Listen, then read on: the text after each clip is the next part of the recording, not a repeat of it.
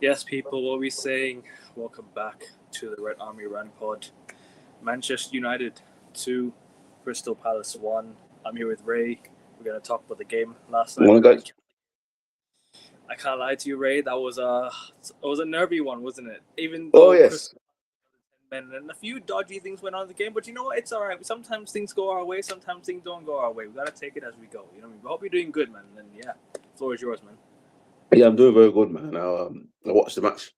I was nervous because I know that this team is growing, but it's not fantastic. But we did what we had to do. The first half was like, oh, and because they scored quite early, didn't they? And it's like, and Yeah. then we just looked like we had no answer. We looked dead. We actually looked very sluggish, and the passing was bad, and everything was bad in our first half. And I'm like thinking, hey, is it going to be one of those games where United just don't show up at all? Mm. But you know, and it was bad. It was bad. There was nothing good at the first half. Um, and then all of a sudden, I think Carrick must have had words. Maybe we don't know. Maybe we've seen a different. Maybe they've seen a different side of Carrick, and it came out in the second half with a lot of energy and a lot of running. And yeah, we got a pen. For me, I thought it was a pen because I thought he was holding his shoulder, and Cunha went down and asked the question for the referee, and the referee said yeah. So all the rival fans go, "Oh, you cheated, all this and that." Hey, listen, how many times Mo Salah went down and asked the referee the question, and he got the pen. So How many times uh, have Man City got penalties? How many times have Man City got penalties from being tripped outside the box? exactly. So all I don't understand how fans now think it's a cheating thing just because United player got it when It's only obviously. Liverpool fans, bro. It's not. It's mostly other fans. I didn't see anyone else talking about it. It's mostly Liverpool fans talking about Yeah, it. it was Liverpool fans So, rubbish. And then we got the goal and the red card, and then I think we took the game over from then. mm, Um, Bruno, yeah, man, superb again. He's my man of that. Well, when we get to the ratings, I'll tell you who he is. And yeah, got the win. And then I think Palace still tried to score. I'm disappointed we didn't get two, three, four because we should have really buried Paris. Because they keep coming at us, and you're always nervous because you always think, wait, are we going to concede one last chance to Paris? I And you hate get, that he scored yeah, so much. I hate it, bro. I Really. hate it, bro, because I was like He thinking settled the we game. played so good in the second half to Yeah, get the win. Can we not get some the third goal? Because we were bro. missing chances. How many times did we have to go for the win, and we blew our chances at the end? Like how many? Yeah, We could have 3-4-1 up, and I would be like, all right, that's game over now. cruising, Sure. cruising, We bro, it we're happened cruising, and time, then bro. yeah, If and Mainu it doesn't made it squeaky bum time because you're thinking, oh bloody hell, what if Palace sneak a draw here, and then we, what I mean? But yeah, we held you on, know and if I'm like, yes, if Mainu doesn't make that tackle at the end, oh, we don't know what's gonna happen. yes, Oh, yes. crucial It tackle, man. crucial Crucial. tackle by Manu because if he didn't do that, I think we would have That dropped could have been points. that could have been a drop point. But you know what? I'm glad. I'm just glad we got the win. Like I really don't care how. Sometimes you just have to grind it out, and we Well, saw it against Everton away. Like it was not. It's not always going to be perfect. It's not always going to be perfect performances. You not know. well. I mean, this is the thing, isn't it? We reached a part of the season now. I mean, this is March, so we've got like 2 months left. Yeah. You just got to get the points. You got to get the points. You got to grind it out. You know, we Mm. put ourselves in the position to end the season in Champions League spot. I'm not even talking about Europe now because we're third, and you just got to keep pushing. To me, I'm not going to be criticizing the performance now because we've had our performances, we've had the style, we have all of that. Carrick is just in here to try and get us to Europe, Yeah. and 100%. at the moment he's doing that. He's ticking the boxes. If we get Europe, then summer, then you talk about style, then you talk about well, I want to see better performances. I want to see this. I want to see that. But at the moment, I'm just going like, yo, we are doing what we got to do, and the rivals are crying. I love it. You know what it is though. Like I said, these performances. Like I wouldn't say they've caught up to us, or that it's starting to show a little bit of how do you say it? It's starting to show a little bit of what's this word again? What's this word again? It's starting to show a little bit of us being a bit Vulnerable, vulnerable. You know, lethargic a little bit. Yeah, you're right. I mean, but you know what? The mentality is there to come back in from from yes, behind. the mentality is there. The mentality is there. I mean, it's a long season, by the way. I Long mean, people season. say, "Oh, it's 40 games," but still a long season. It's about what, 6 months, Mm. and these guys get only a little bit of break. So it's but that is, you could see that some of the, if we had like 2 games, 3 games a week, we would struggle with that match to Yeah. win that match. But Mm. I think we, um, you know, are escaping through, and I think that's what all we need to really. We just need to just finish the season in the top 3, top 4. Yeah, I'm taking. I want top three, bro. I want to finish as high as Yeah, possible. man, finish in there as high as you can, and then sort out what you got to sort out with the manager, who the manager is, get the players in, and let's push for next season. Because at the moment, the game, you could tell that there's a lot of problems still with the game. Luke Shaw was bad; he Oh, got he was. injured. Yeah, it's awful. Dalo wasn't any better, so you need to kind of figure it out. And yeah, I think United are just in that spirit, in a moment in time where we can do bad stuff in the game, but we've got the mentality back where we're not going to lose the game. The boys are not going to try and lose the game. Right, our midfield's been that good. We're almost forgetting the midfield problems now, and we're now focused on the fullback problems instead. Because now Luke Shaw can't go forward. Dallo is just inconsistent. He's a purple patch player. Mm. We don't know what's gonna happen with Diogo Dallo. Yeah, And Manu wasn't that great yesterday neither. I think he was all right. I don't think going forward he was amazing, but Exactly. defensively he was quite good. And I will Mm. say, winning the ball back defensively, taking the ball up, kind of Yeah, playing the area. I think he because I was think good, but except for obviously going forward with it. I mean, trying to defend. Yeah, Mainu won the ball back very well yesterday. I think like I said, the last minute of the game, the cameo that he had where he had I'd say he won that ball back in the very last minute. He hadn't win that tackle, but it could have been a dodgy ending to the game. I can't lie to you, but luckily we won that ball back, sealed the game in style. Yeah, I mean, I think Manu played better the second half. I mean, he was terrible in the first half. He could pass the ball, and I was wondering, oh gosh, but yeah, as I said, that tackle at the end, wow! If he didn't do that, I mean, Great. obviously, I think the United's giving up on Agate because he's not even coming on the pitch. So I think, yeah, Bruno. you know what it is? They thought that, oh, we're going to get money and do this and this, but listen, Bruno is one of our talisman of the team. You can see it. He's trying to fight for Europe, and he's our captain.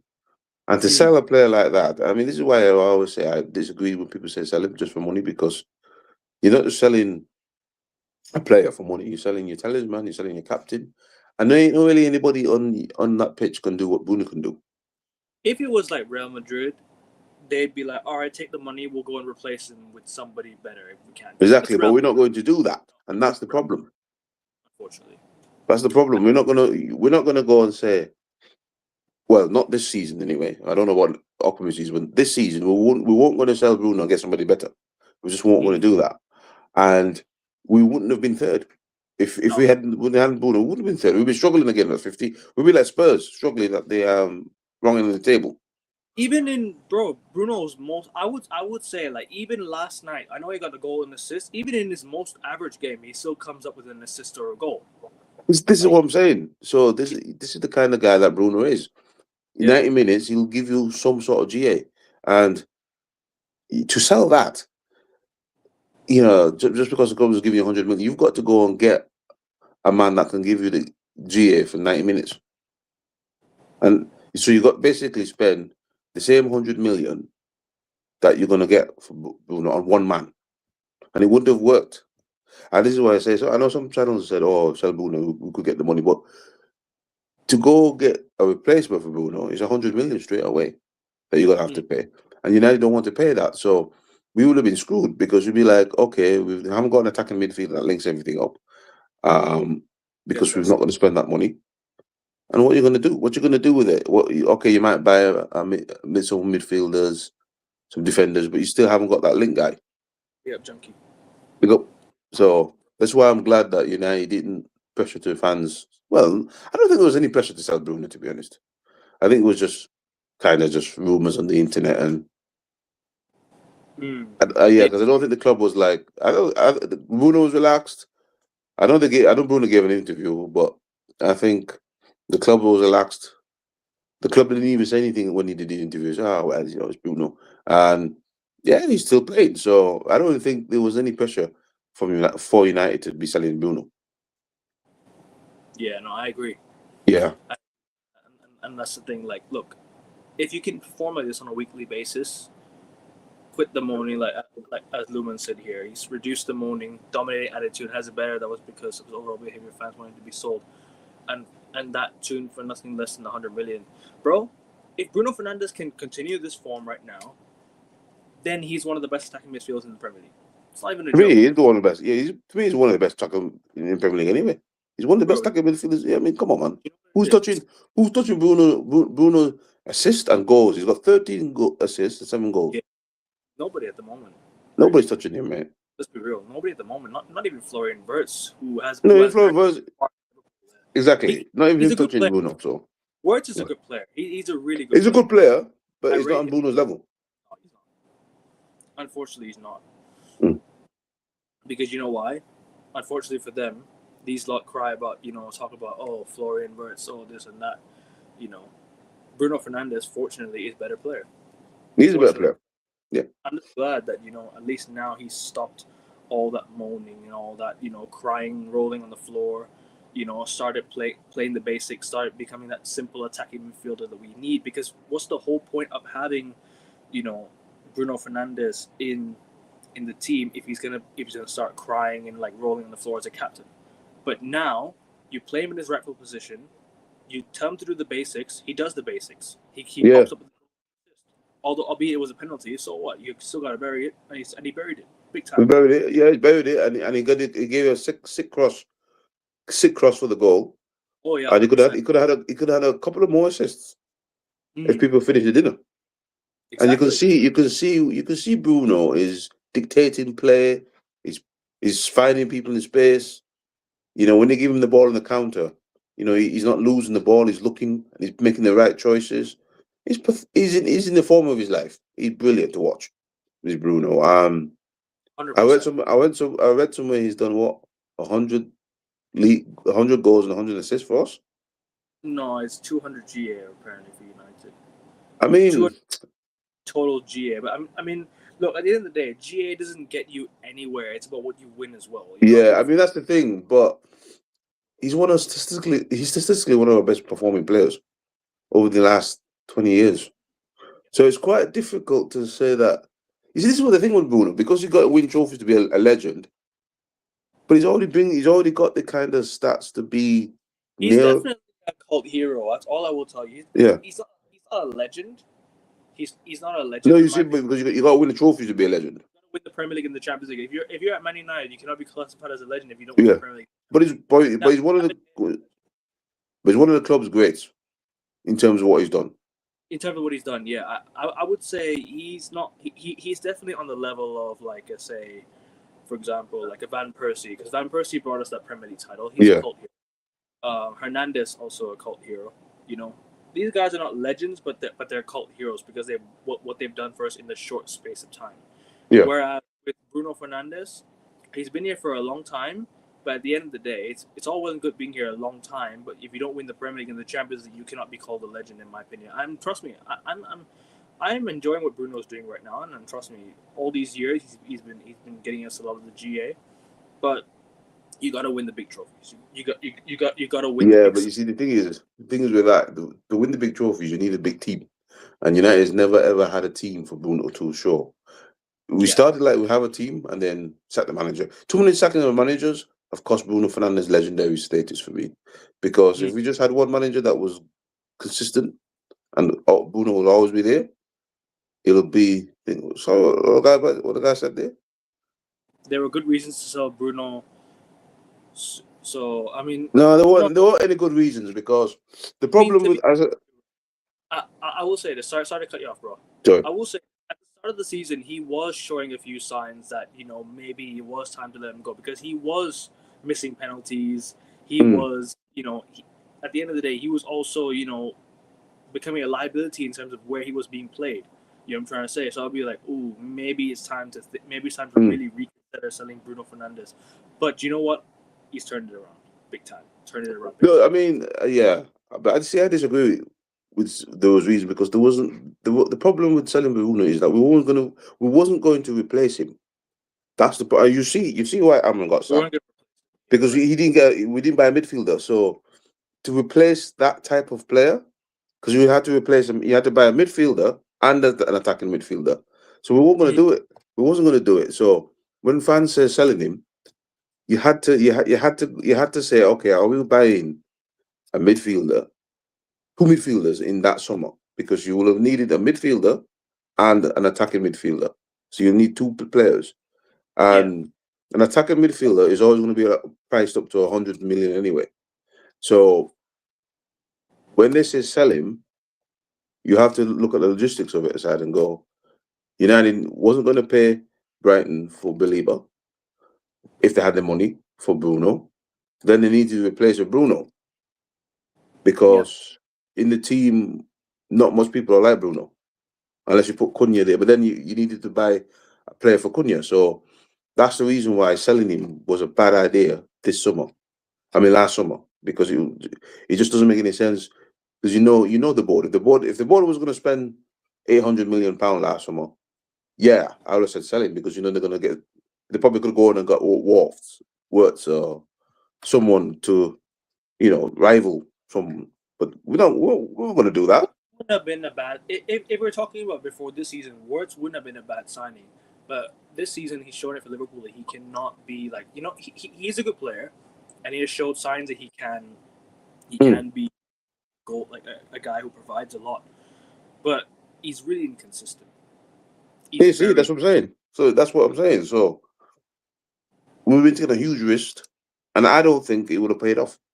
Honestly, God, I don't think it would have paid off saying, "Oh well, yeah, we've got £100 million and we could do this," because the board took a lot of time to sign in Bremo, and they were messing about with Sesko, yeah. and in the They end, were scared that Newcastle were gonna take him. What Newcastle, and bro? this is the thing. This is the thing, and I'm saying Like, that's what I'm saying, bro. So in the end, it's all good. That's why we third. See, things happen for a reason, bro. I always you know, think things happen for a reason, what you pisses me know. off? It's the And fact then that people we are so scared of Newcastle taking a player over us, bro. I hope we slap Newcastle on Wednesday. that's Sorry, it. bro. And I hope Sesko scores hat trick. Oh, I would love that. I would love that. Because we would have been crying. We would have been crying because we had no Bruno, we would have had no Sesko, we would have got Dilap. Imagine that. We would have got Dilap. He is terrible, isn't he? He's He's shocking. And then we would have been crying, bro. We would have been like, oh God, we got Dilap. And bro, I'm telling you, we would have been crying. We'd been like Spurs, fighting relegation. hold that Tottenham, yeah. Tottenham can hold that one big time. Exactly. And don't forget, Bruno last season came good. Bruno always comes good in the second half of the season. He always has a good second half of the season. He might start slow, but then he'll always have a good second half of the season and get you where you got to go. And then last season, if he didn't have them second half of the season, that basically kept us away from relegation form. And then people were like selling him, and now that's the problem. Exactly. Keane doesn't fucking carry because the seamlessly got replaced. The footballer Keane, you lot know the pundit. I don't think his opinion isn't biased. I think he said he wants to give Carrick the job. Roy Keane. Roy Keane, we've seen in the past that his opinions can be a bit, sometimes we don't agree, sometimes we agree. In terms of like the Ronaldo one, I totally agree with him. He was right about Ronaldo the whole time.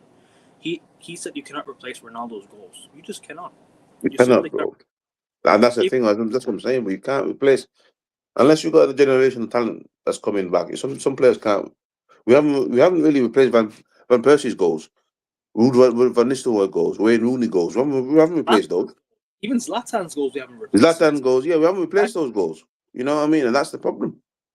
Exactly. That's why you got to think about when you say even sell Cavani. Yeah, that's where you got to think about these things. Can we replace a player? Like you can replace Casemiro. Eventually, you have to replace Fernandes, but you have to replace him with somebody good. Yep, Sesko might become that guy. Hope so. We're hoping because he's showing signs that he can score. Yeah, I'm hoping that he can score another 10 more goals this season for us at least, because yes. I would love a 20-goal season. A 20-goal season in the first season, especially with the amount of games we've been playing, that would be the most perfect season we can get. Exactly, mate. And then next season he goes and smashing another 20. I would love that even more. Yeah. Because you know what it is? We're buying a striker for like 10 years down the line. Like, look, at the end of the day, I've always said this. Why don't we go buy players for the now instead of for the future? But you know what? Sesko seems like he can be a good player for the now as well, because he's already bagging a lot of goals. He's being yeah. And you see the thing with Sesko is, he's young, but he's got development under him. You know, he was not like Erasmus Holding who had no development under him. Erasmus shouldn't have come to United. That was a step too big. He should have stayed like in Italy on Harry Kane, bro. Like I don't. That's it. Yeah. We signed a young striker and put him as number one, and he wasn't developed yet. The thing with Sesko is he's had years of development at Leipzig, so he come to United and he struggled, but he's handling the pressure because he's showing people that he's developed. He's developed under all these other strikers at Leipzig who are good, and now he's coming in and leading the line for himself. You know what I mean? And he's showing you that. Give me the ball, let's go. Exactly. Yeah. But yeah, like I said, I felt disgusted by the way our fans treated Ronaldo, man. I honestly, at the end of the day, he's one of my favorite players of all time. I just seen the way he got treated towards the end of his United career. No. I mean, the second time he kind of messed it up because he went to go on Arsenal with an Arsenal fan, and he's forgiven now. But at the time, I understand why he got to kind of get the hell out of the club kind of thing, because you don't go to Piers Morgan, who is an Arsenal fan, and let him literally. Right. At the end of the day, he was right though. Like, think about it. I don't necessarily believe he was right. I'm sorry if I disagree, because I think don't go to Piers Morgan because he is also. I agree about not going to Piers Morgan, but you know what? That interview made a change. I don't agree with the ownership change because I don't like Ineos, but without Ronaldo's interview, there wouldn't have been ownership change. Because think about it, because a lot of the influence around behind the interview, a lot of the influence in terms of like where, the voice and the social media platform this guy has, probably the famous guy on social media. He is like whatever. I think he went to the wrong interview. Sorry. I think he went to the wrong interview because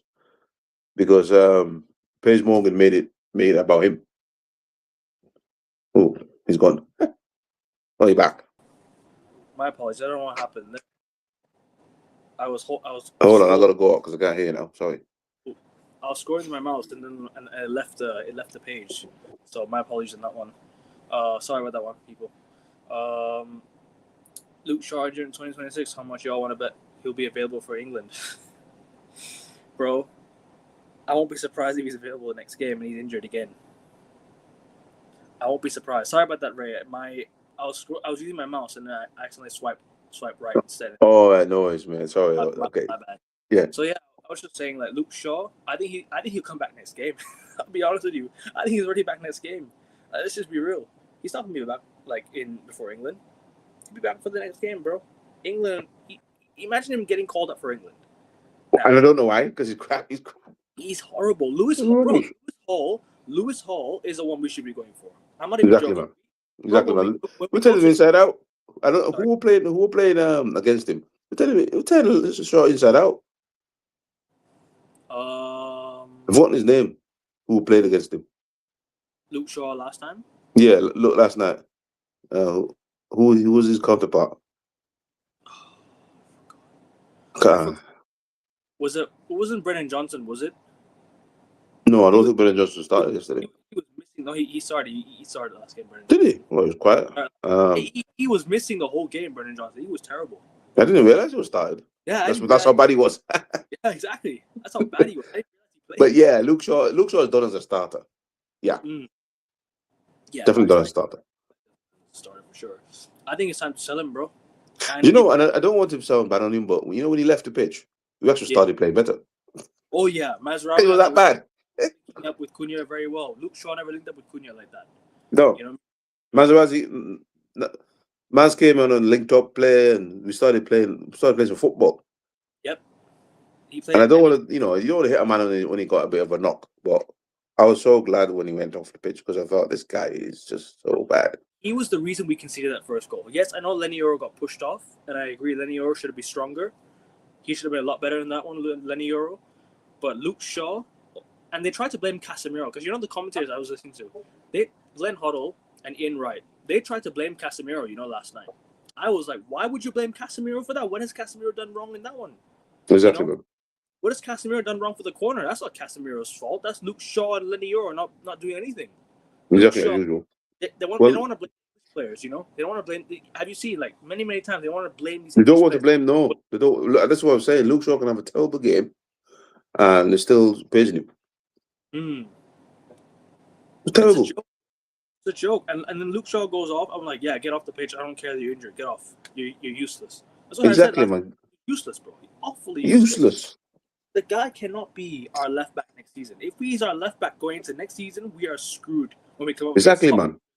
Bro, if we're in the Champions League next season, we come up against PSG, Desiree Doué, Ousmane Dembele, or Kvaratskhelia, whoever's on that right hand side will absolutely toast him. Yeah. They're gonna have an absolute meal with Luke Shaw on that side. So we need a left back. You know what, bro? When we go to Newcastle away on Wednesday night, we need to bring top tier scouts with us because there's 5 players from that Newcastle team I'm putting into this Man United team right now. There's Bruno Guimaraes, there's Sandro Tonali, Lewis. Who else in that team? I will take from Newcastle. Livermento, I'm taking as well, and I think there's another one. There's another player I'm forgetting.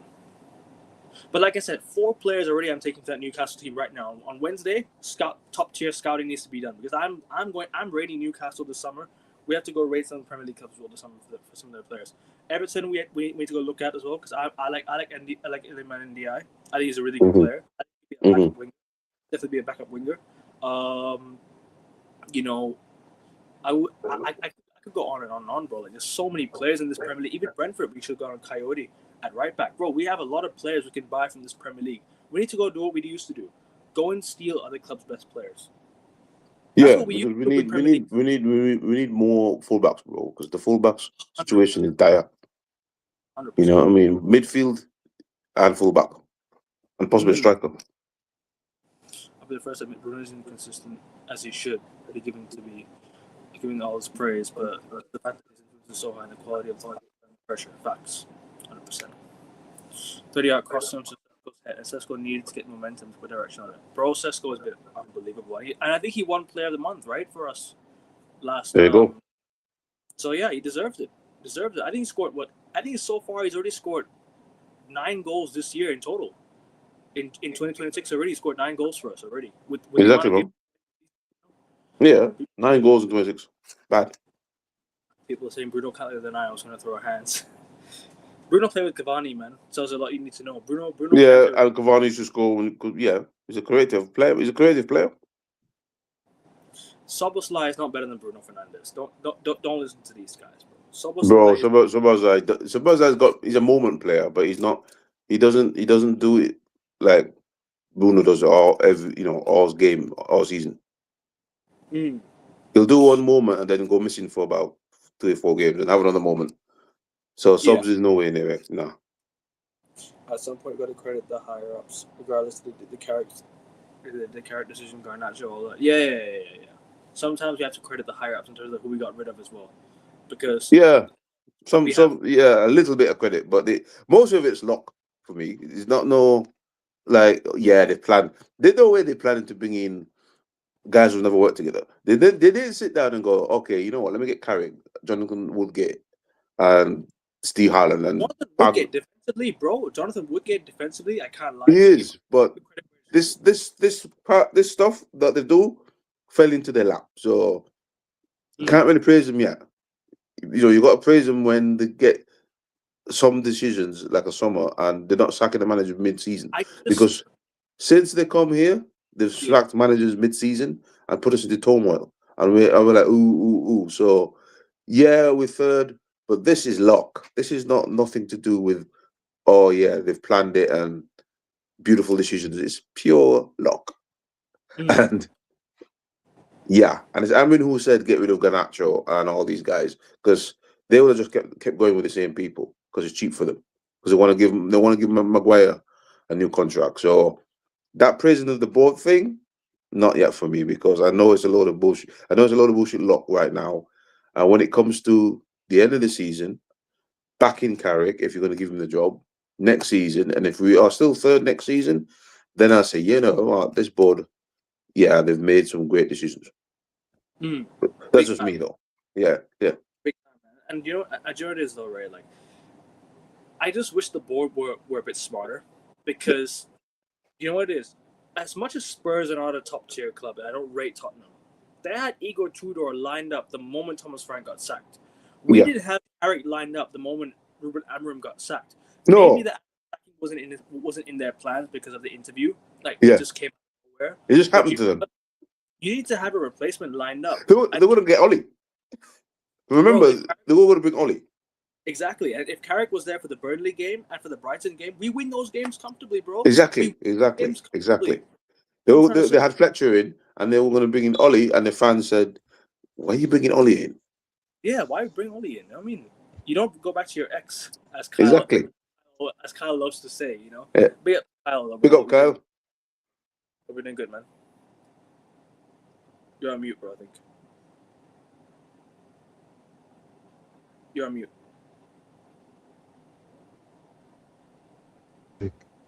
Big up. How you guys? I can't hear him either. Can you hear him now? You can hear me. Oh, I'm going to jump out. I'm coming back. I can hear you now. Bro. I can hear you now. Oh, you can hear me. Yeah, that's good. Yeah. I can hear you now. I'm all good, man. How are you doing? I'm doing okay. Sorry for that delay a bit. I was finishing a squad. Don't worry about it. It's all good, man. Yeah. But yeah, I mean, last night the game was a bit scrappy. I cannot lie to you, though, Kyle. I mean, we got the job done. Like it was. Especially the first half. Yeah, first half especially. Exactly. First half, we were complete. Like it was complete dead first half. You know what I mean? Yeah, I think the red card changed the game a bit. Let's be honest. Yeah. The red card, I think we got lucky. That was a last win. Because, let's be honest, before Palace had a man sent off, we're not able to break we're not able to break their defense. And even if we broke their defense, Dean Henderson was playing on top of this game. Yeah, so I think our attacking front needs to improve on that. On how can we win games? How can we break down those blocks? How can we break down those fences? How can we make sure that goalkeepers like Dean Henderson it does not become frustrating for us? And I thought Bomo was a bit quiet especially in the first half. Oh yeah, it was sure. quiet. It was quiet. He had a quiet game. Yeah. Really, awfully quiet the last 2 games. Yeah. Awfully quiet.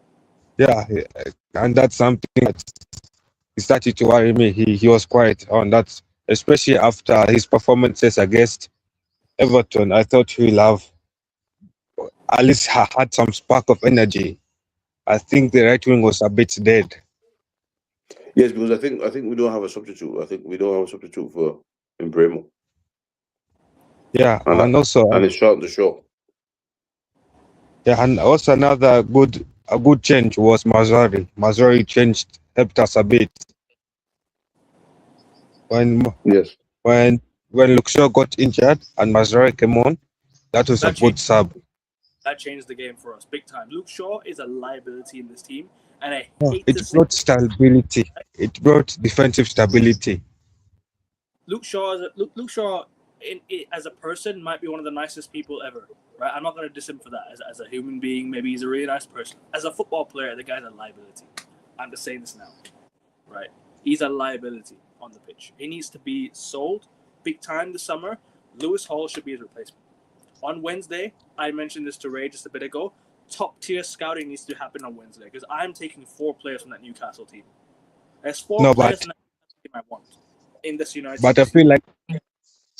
feel like AK Lewis Hall has had the opportunities to leave Newcastle, but he has rejected those opportunities.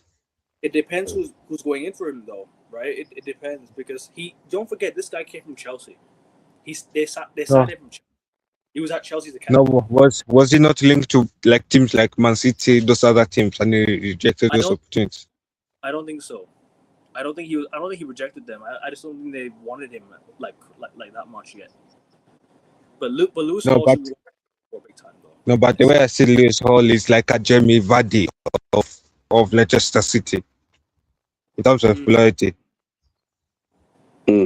Like I'm sure if the guy wanted to leave Newcastle, he'll have left Newcastle a season ago or 2 seasons ago. He'll have forced a move. He should have, but at the end of the day, I mean, he won a trophy with them last season, didn't he? I think he was there with the trophy last year. So luckily he won something with Newcastle. Otherwise, at least he knows how to kind of get over the line in a way. And you need these type of players in your team. You need players to have to know how to get over the line, right? Luke Shaw has won only 1 trophy since he's been at United. I'm not counting the FA Cup and I'm not counting the Carabao Cup that we won. Sorry, the FA Cup that we won last year because Luke Shaw wasn't really a part of that, right? Luke Shaw wasn't a part of that. But also my worry. Yeah, also, my worry about signing another left back is remember we keep on signing left backs and we forget about the current ones that we have. As in, like I'm saying, like remember that's how Alvaro ended up leaving United because we kept on signing left back after left back and forgetting the current options that we have, not giving minutes to them. Like that South American kid. Did we not sign him last summer? Diego Leon. If we go, Diego Leon. If we go in the market to sign another left back, what happens to him? What are we telling him? That is surplus too. But that's why you need to stop playing Luke Shaw. But they don't want to do that. I don't think we've developed him yet. That's the thing. We've not developed him yet. You know what I mean? We've not developed him fully. He's still in our academy. We've not even done much about him. We've not done much about in terms of like how his development to the team. We've not done that yet. His development. Need to stop playing Luke Shaw, boys, and start looking at somebody else and develop somebody else. That League Cup game that we played against, Grimsby Town, he should have played that game. He should have, for sure. Just playing a few preseason games is not going to develop you. You have to develop yourself by playing minutes in the first team. You know what I mean? The season will develop you because you'll get when you get into the league season, you get to play league games, cup games, all that, and that's how you develop. And preseason, what is preseason? It's just preseason. It's just a warm-up game. Exactly. It doesn't count as development. I hate United preseason anyway because all we do is bring a load of kids in. We don't train the first team. We don't say like, oh, here's the first team, we're working together. And then when we start the first match, everyone's fit and ready to go. It's always just a bunch of kids that you're never going to see again. And it's like I don't even follow preseason games anymore. I used to, but I watch them because I do. But it's like we'll bring a load of kids in, and then we'll just have 1 or 2 main players, and the rest are like on holiday still. Like this upcoming preseason will be terrible because most people will be. But you know what the problem with our is? We don't get our signings done before the preseason starts. We don't get most of our signings done, and you know what? I don't blame. I don't fully blame United for not doing that because the transfer windows up until the start, like right before the September, right? So I can understand not making a lot of your signings before preseason, but I understand not getting most of your signings done before the league starts. but get most of it done before preseason starts at least. You know what I mean? So we can have an idea of how we're gonna play, because Exactly. it's a test of how we rotate the squad. Because next season we need a big squad. If you want to compete in the Champions League next season, you need to have a big squad, and that's the problem. We don't have a big squad, so we can't really compete in the Champions League in that sense. But the fact that we have players that can get us out of moments and that can score goals for us. We have a lot more goal scorers in this team now, and that's the positive side. But the problem is we don't have backups to them. We don't have squad depth. We don't have the overall. You don't have the overall. How do you say it? And also, we don't have players. Next season, we will not have players with leadership qualities as well. Like with Casemiro leaving, Harry Maguire leaving, those are two players with leadership qualities going. And Bruno could be leaving the summer after next season. So, Bruno's leaving. So those are three leaders. Those are three leaders living in 2 summers. How are we going to replace 3 leaders in 2 summers? Hmm. And the board should not be telling me we are replacing. We are replacing 3 leaders with 3 young players. The board cannot be telling me that. But you know what it is like. You mentioned about players leaving the football club. Replacing them is the problem. Replacing them. You know what I mean? We've got to replace the club. We've got to replace these guys. And how we replace them? Try and find some of the quality, if not better. But that's only. As I said, these upcoming 2 transfer windows is very vital for United to get right, because a lot of the players that we had are coming to the end. Coming to the end of their careers at United. So we need to replace them and also build backup. So this is what I said, this board needs to work hard behind the scenes to get for United not to just have like one season of wonder like we always seem to do. You know what I mean? Because that Casemiro is going, that Ugarte might go, Harry might go. Harry Maguire will. Xerxes is going. So No, you but know that you've got. Hopefully Ugarte goes. I'm sick of that. But to be honest, Ugarte can replace you with an academy star. We're losing. We're losing about. Yeah, I understand what you're saying there. Sekou Kone, develop him. We got to develop Sekou Kone. Yeah, so we're losing about 5 players in the summer. So we need to replace 5 players. I think we need to replace more, bro. And the problem is we're gonna sell a lot more players. I think at the end of the season we're gonna do a keep or sell. So when the season ends, we're gonna be on here. We're gonna do a keep or sell sort of show as well. Which players we keep, which players we'd sell, and we'll do that towards the end of the season as well. Towards the end of the season. I don't remember the ones that we've loaned out. We also need to sell them as well. So that's at least about 7 players. Some of them are gone on a permanent. No, but not all of them should be sold. I feel like some of them should come back, but not obviously the big ones, but those youth players should go back on loan. Agree. Agree on that. Yeah. I think Kone is one we need to use and develop for sure. Because I know it was against like Hong Kong All Stars, or it was fucking against like Malaysia All Stars. I don't care who it's against. If you show quality, I'll admire it. He was given only 15 minutes and then he was subbed off, and then Amram subbed him off and then didn't even use him properly. Amram was very against youth players, and that's something that hurt the culture of this football club big time. It hurt the culture of this club. It hurt, what we were trying to do. Look at what Man City do. They develop their players and they sell them on. They make 500 million from academy sales. I'm not trying to say we should sell our academy players, but develop them at the very least. Develop them and try and make them useful. It helps with squad depth. Because people talk about we need to sign this, sign that. Bro, use your academy sometimes. If your academy is your only way out, then use your academy. Develop them. Like we have amazing stars in the academy. We have players like JJ Gabriel. We have players like Shalesi. And then we have who else? We have Matato. Then we have that right back. that young right back at academy. What is his name? He The right appeared in Ten Hag days. It starts with an O. Og Ogu something. Ogbene, Something like that, yeah. Obene or something. No, it starts with an O. He's an academy right winger. Right back. He's an academy right back. Yeah, I think it's Ogubene or something. His name, yeah. Yeah, Ogu- maybe if the church can remember him, they the can chat- let us know. And if you're on your way in, people, hit the like button. Make sure you guys do that 100%. Subscribe to Kyle's Yeah, channel. Follow Ray's Instagram. I'll put the links in the description of the video. We're 49 subscribers away from 600 subscribers, guys. 49 Brilliant. subscribers. Yeah, Come on, guys, keep going. And Kyle's very close to 1K as well, guys. So if you haven't subbed to him yet, go and sub to Kyle, please, people. At Football Overseas, you know. yeah. So we have so many talented players in the youth. It's about giving them the correct pathway and correct minutes in professional games, not pre-season games.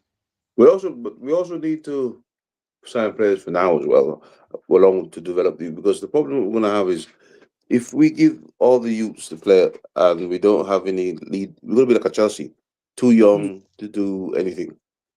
Yeah, Big, exactly. Yeah. you know. So we need to balance it out to get get some professionals in that could do the job now and get the youths in along with them, and you got the squad depth then. Yeah, that's why when you said we need to sign somebody to replace Ugarte, I said we need to use the youth. Ugarte, I don't feel like Ugate's skills will be missed as much in United. It can be replaced by a youth player who's hungry And then and more. We need to get somebody for who can do that job now, and then get a youth player to replace Gatti. Facts. The left-hand I side.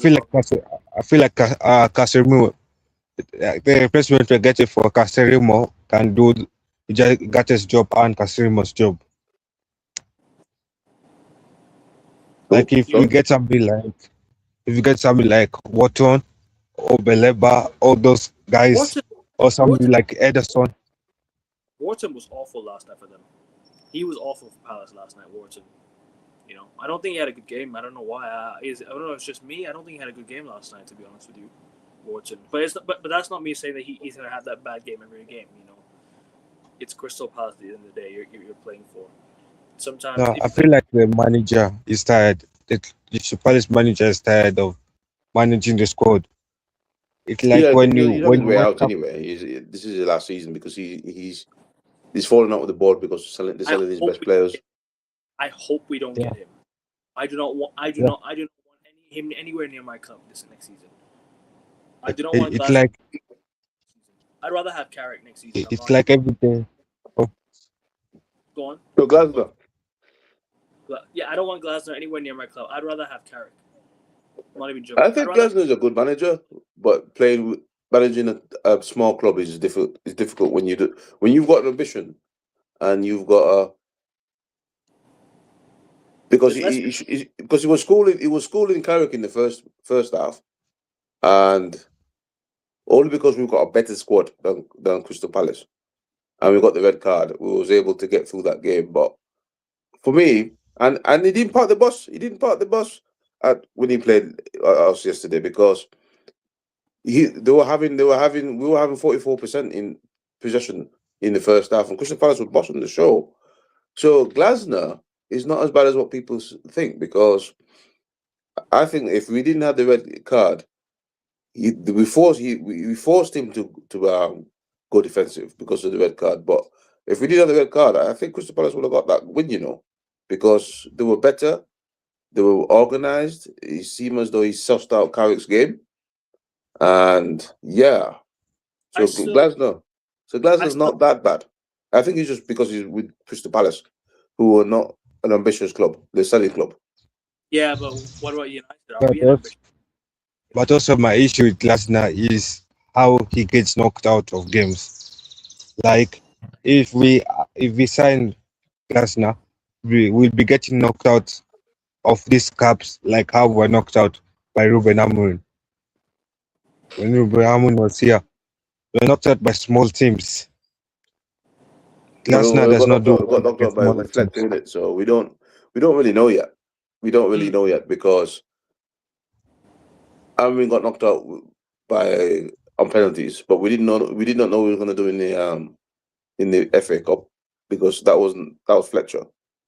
So we don't know. We don't know if Carrick's the same because we've not seen Carrick in any cup match or anything like that. So really, it's like it's the same thing with Glasner. It's the same thing with Carrick because if you bring Carrick, Carrick's get results, and you think he might get knocked out of cups, but we've not seen anything to say Carrick might not even get knocked out of cups too.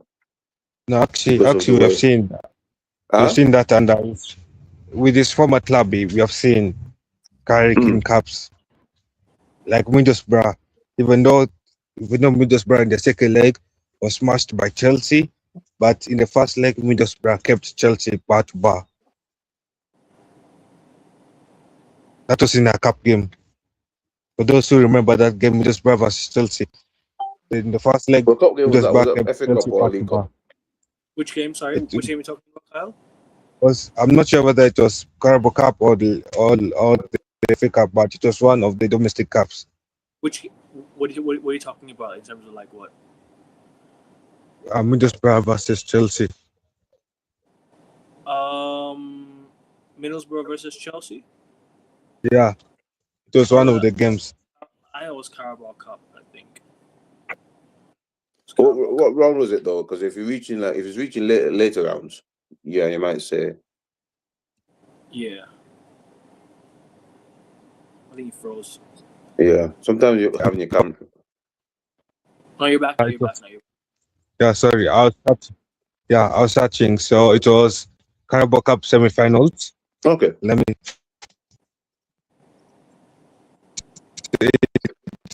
Carabao Cup semi-finals. First leg. Away at Chelsea, he was smashed 6-1. Did Glasgow City in the final? It was no. It was Arsenal versus Chelsea semi-final. Are you talking about last season? It was City. Was it City? Yeah, didn't Glasgow beat City in the final to win? Glasner beat City in the final to win the FA Cup. Yeah. So you see, there you go. So you should. So you know that Glasgow can in cup games have a good squad. Ray, can win. Ten Hag won the FA Cup against Pep. Don't forget. Ten Hag. Again, the thing with Ten Hag again is it's the board that didn't, because he won the cup and then they're like, oh, should we keep him, sack him? They should have let him go. A lot of Ten Hag's signings, I think it's down to. They should have let him go because he finished third. Remember, he finished third, and then he had 2 finals and a quarterfinal in his first season. Second season, then Ines came in, injuries up, and then he still won a cup. Yeah, I know, I understand. But then the board said they wanted to get rid of him, and then they kept him. They should have got rid of him when he won the FA Cup, and then started somebody else. I agree. Yeah, he should have been sacked. That's what they should have done with Ten Hag. Because Van Gaal got sacked after winning the FA Cup and finished. Exactly.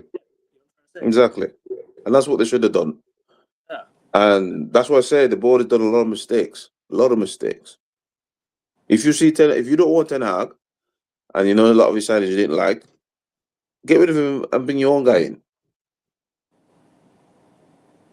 Amrin failed because they didn't bring him in. They didn't bring him in the first in the start of the season.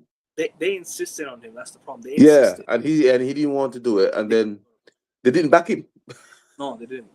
But so you know what? Of course he's going to fail.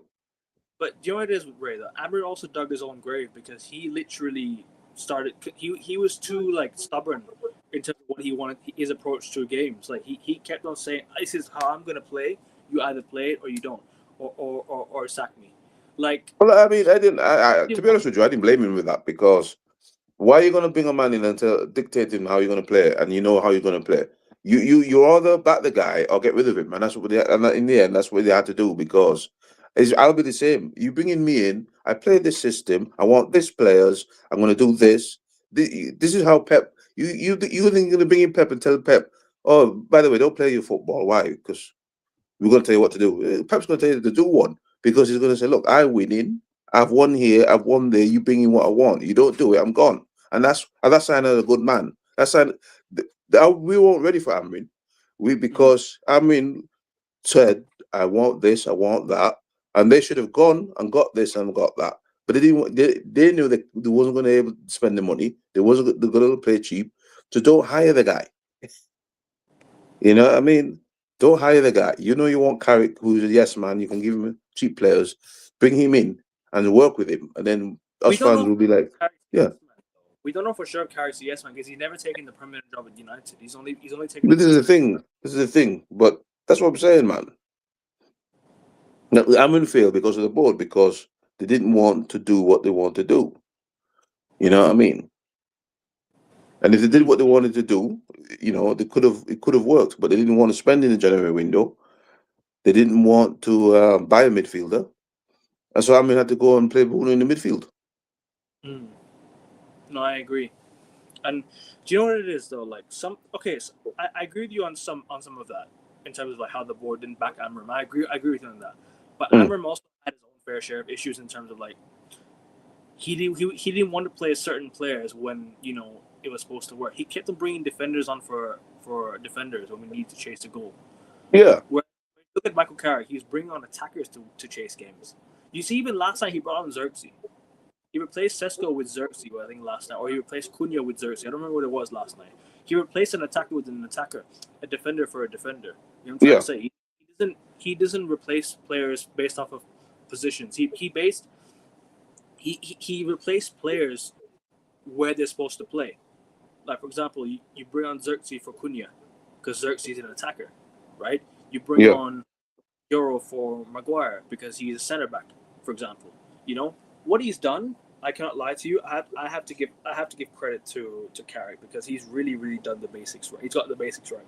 Yeah, I mean, he's making basic. Really, he's making basic substitutions, which exactly works in his favor because of how the squad is. You know what I mean? Roles he's playing the players to their strengths as well, and that's what, and you can clearly see it like from a guy who he looks like he wants the job. It looks like Carrick wants the job, and at the end of the day, I can't. If the board hired Carrick, I can't complain because he's done a good job. But they have to see Carrick will be like an Arteta. You have to let him grow in the role, and you have to spend money and you have to back him. And this is where again it'll go down to the board. You give Carrick, you can't just go and go, oh, well, we're gonna have a quiet summer, and then we're not gonna sign anybody in January because he's gonna get the sack. He's gonna get the sack because the great work that he's done, and you don't do anything to help him, he's definitely gonna get the sack. And that's the thing with Carrick. Carrick is not experienced enough at a high club to, as a manager, as a player, but not as a manager, to go and do things that you know you need to do as a Manchester United without the backing of this board. And if they give Carrick the job and they don't say they're spending 600 million or they're spending money in January, Carrick will get the sack. Because this fan base, soon as Carrick starts to lose, will turn on him. And then you know what the players will do? They hide. And then he'll end up struggling. I get it, though. It's Manchester United and the expectations. Exactly. It's a different kettle than Middlesbrough. It's a different kettle than it being an internship. You now, when you got the Manchester United job, you're now gonna have to go and get us. If you're in the Champions League, you can't get knocked out in the group. You cannot not qualify out of the group stage or the league, phase league, whatever it is. You can't finish bottom of that, or you're gonna get blasted. FA Cup, you can't get knocked out of. We can't even qualify. We can't even go to Europa League if we get knocked out of the Champions League. Exactly. We're out. We're out. Exactly. So these are the things Carrick. I don't have a problem giving Carrick the job, but these are the things what the board has to look at and make sure they're behind Carrick. Because if they're not, and he gets a bad season, he won't last. He won't last the second season. So this is the thing with Carrick. This is the only issue I have. Is this board or this fan base patient enough to give Carrick 4 or 5 years it will take for him to take this team, a non-challenging team, to a team that's going to be challenging? 4 or 5 years, Ray. I think so, because this team is definitely not a challenging team. No, we know that Luke Shaw is rubbish. If he's there next season, we're not challenging for anything. We know Diallo's rubbish. if he's there being a starter next season, we know we're not challenging anything. We don't have Casemiro. We don't. Okay, we need another striker because Sesko can't do it all for himself. So this is what I'm saying. This team needs 2 to 3 years to be a challenging team on a regular basis. And this is what you need to give Carrick. If you're giving Carrick a job who's not been in the Champions League, yeah, he's played one game, but that's one game. He's not been in the Champions League all season. He's not been in the FA Cup all season with United. This is the thing: you're giving him these jobs. Yeah. The board has got to be 100. They actually have to be like a Arsenal. Forget what the fans will say and say, "Look, this is our guy. Like him or love him. We're going to keep pumping money into this project. We're going to keep buying in players, and eventually we're going to be challenging." And that's what we have to do with the Carrick. You get me? Because if we don't do that, he will get the sack. If this board just goes, "Oh, here's 3 players, go on and improve this guy and that." Yeah. Problem is though, like if we finish 7 or 8 points behind Arsenal this season, right, or finish 7 or 8 points behind Man City this season, whoever wins the league, right, our fans will look at it and be like, "All right, we've challenged for the title," kind of. Not. And that's the problem. That's the problem. Kind of. So do you know what it is? I don't think it'll take long to rebuild the squad, but we really have to strengthen in depth. I think the squad is okay for the Premier League, but for the Champions League, it's not. This is not Champions League worthy squad. But no. The reason why I'm saying is I think there's a lot of pressure on the manager and the board this summer to go. Whoever comes in the summer, the manager and the board need to work together to buy players. We have to buy the right players for the right positions and the right profile. It's all well and good, saying we can play this and that to their strengths. They need to have that chemistry. And if there's no chemistry, we're screwed because that midfield is going to be depleted this summer. We need to go to that summer, and sign a midfielder and 2 fullbacks. That's how I see it. And then you know what I'm trying to say, like, because the problem is, like we don't attack the market enough. I know we go and spend big on players, like we go and spend big money on players, and I get that because nowadays the transfer market is a transfer market. I can't control that, right? But if we're talking this summer, if you want to compete in the Champions League next season, you want to have a squad good enough to compete in all fronts. We need to have squad depth. Right? Exactly. You need. This is what I'm saying, man. You need to attack it. You know what I mean? And as fans must not think. As fans must think just because we finished a little bit points behind Arsenal or Chelsea, Arsenal City win the title race. No, we're not. You know what I mean? Because we are going to be depleted next season. To be finishing again in 3rd or 2nd, we need to attack their market.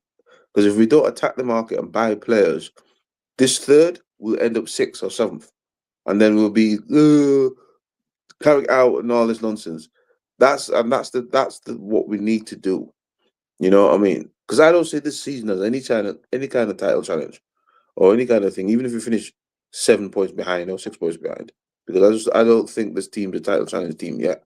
I think we need to attack the market by quality, a quality that can do the Champions League, can do the Premier League, and maybe cups. Because I have a feeling next season, if we don't attack it, we're going to end up 6th or 8th because we're not going to have the squad depth to challenge. Yeah. And that's my problem with it. You know, the reason why we are right now is because we're playing 1 game a week. And that's what I'm saying, bro.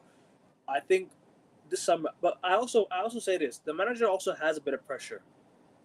He has to get the right players, and I'll say this, bro. Like you need to get the right profile of players. Manager IQ, like manager profile, like player profile, it needs to be, like it needs to be on the spot because Ten Hag didn't have good player. Didn't have player profile, right? How do you say it? Amorim didn't have good player profile. Albeit we signed the players we do have now, and we're winning games because of that. Sure, but you need to have the right player personnel. You need to have that, otherwise the manager's going to dig himself a grave. If Carrick is the manager this summer, Carrick needs to have the right profile of players. He needs to look at the right players this summer to come in and be this team. For example, we go to Inter Milan and say, all right, we want like a Barella. for example. It's just an example. We go to like Barcelona, we want like a Gavi. You know, it's just an example. I'm not saying we're signing these players, no. Or like a PSG, like a Warren Zaire-Emery. You need to go and look at the right profile of players, because Ten Hag didn't have that. Ole Gunnar Solskjaer didn't have that. You know, Ruben Amorim didn't have the most amazing player profile. It was only Mourinho that really had that player profile, because he won us the Europa League. We signed Pogba, and he got second. These guys were right players, exactly. And then we didn't do any business. That's why he crashed and burned. And this is exactly what we're saying. This is the reason why Mourinho didn't go and take us to a league title when he finished second, because we didn't buy the players that he wanted. And if we did buy the players we wanted, we would have won the title. And we would have been laughing. And this is where we're saying if you're going to give the manager the job, any manager, if it's Carrick or whoever, the board has got to now back on, make sure when you finish third, you're going to be going second and first, not third and dropping right back down to 8th or 6th or 15th. That's what we need to do. We need to win something next season. You know, it's all well and good finishing third and say because I'm tired of that. I mean, AK, I'm tired of that, bro. I'm tired of, we finished third. Oh, yeah. And then next season, where are we? 5th or 6th or 10th or 15th or something shit. We need to be consistent. We need to go, we finished third. Well, we just begin. The party just begin. So now I want next season. I don't want third. I want second. And then the season after that, maybe first. I don't want next season to be a shit season again. Because what's the point? I don't want another. Yeah. Sorry, I don't want another manager sacking in the middle of the season next year. I don't want that. I just don't want that.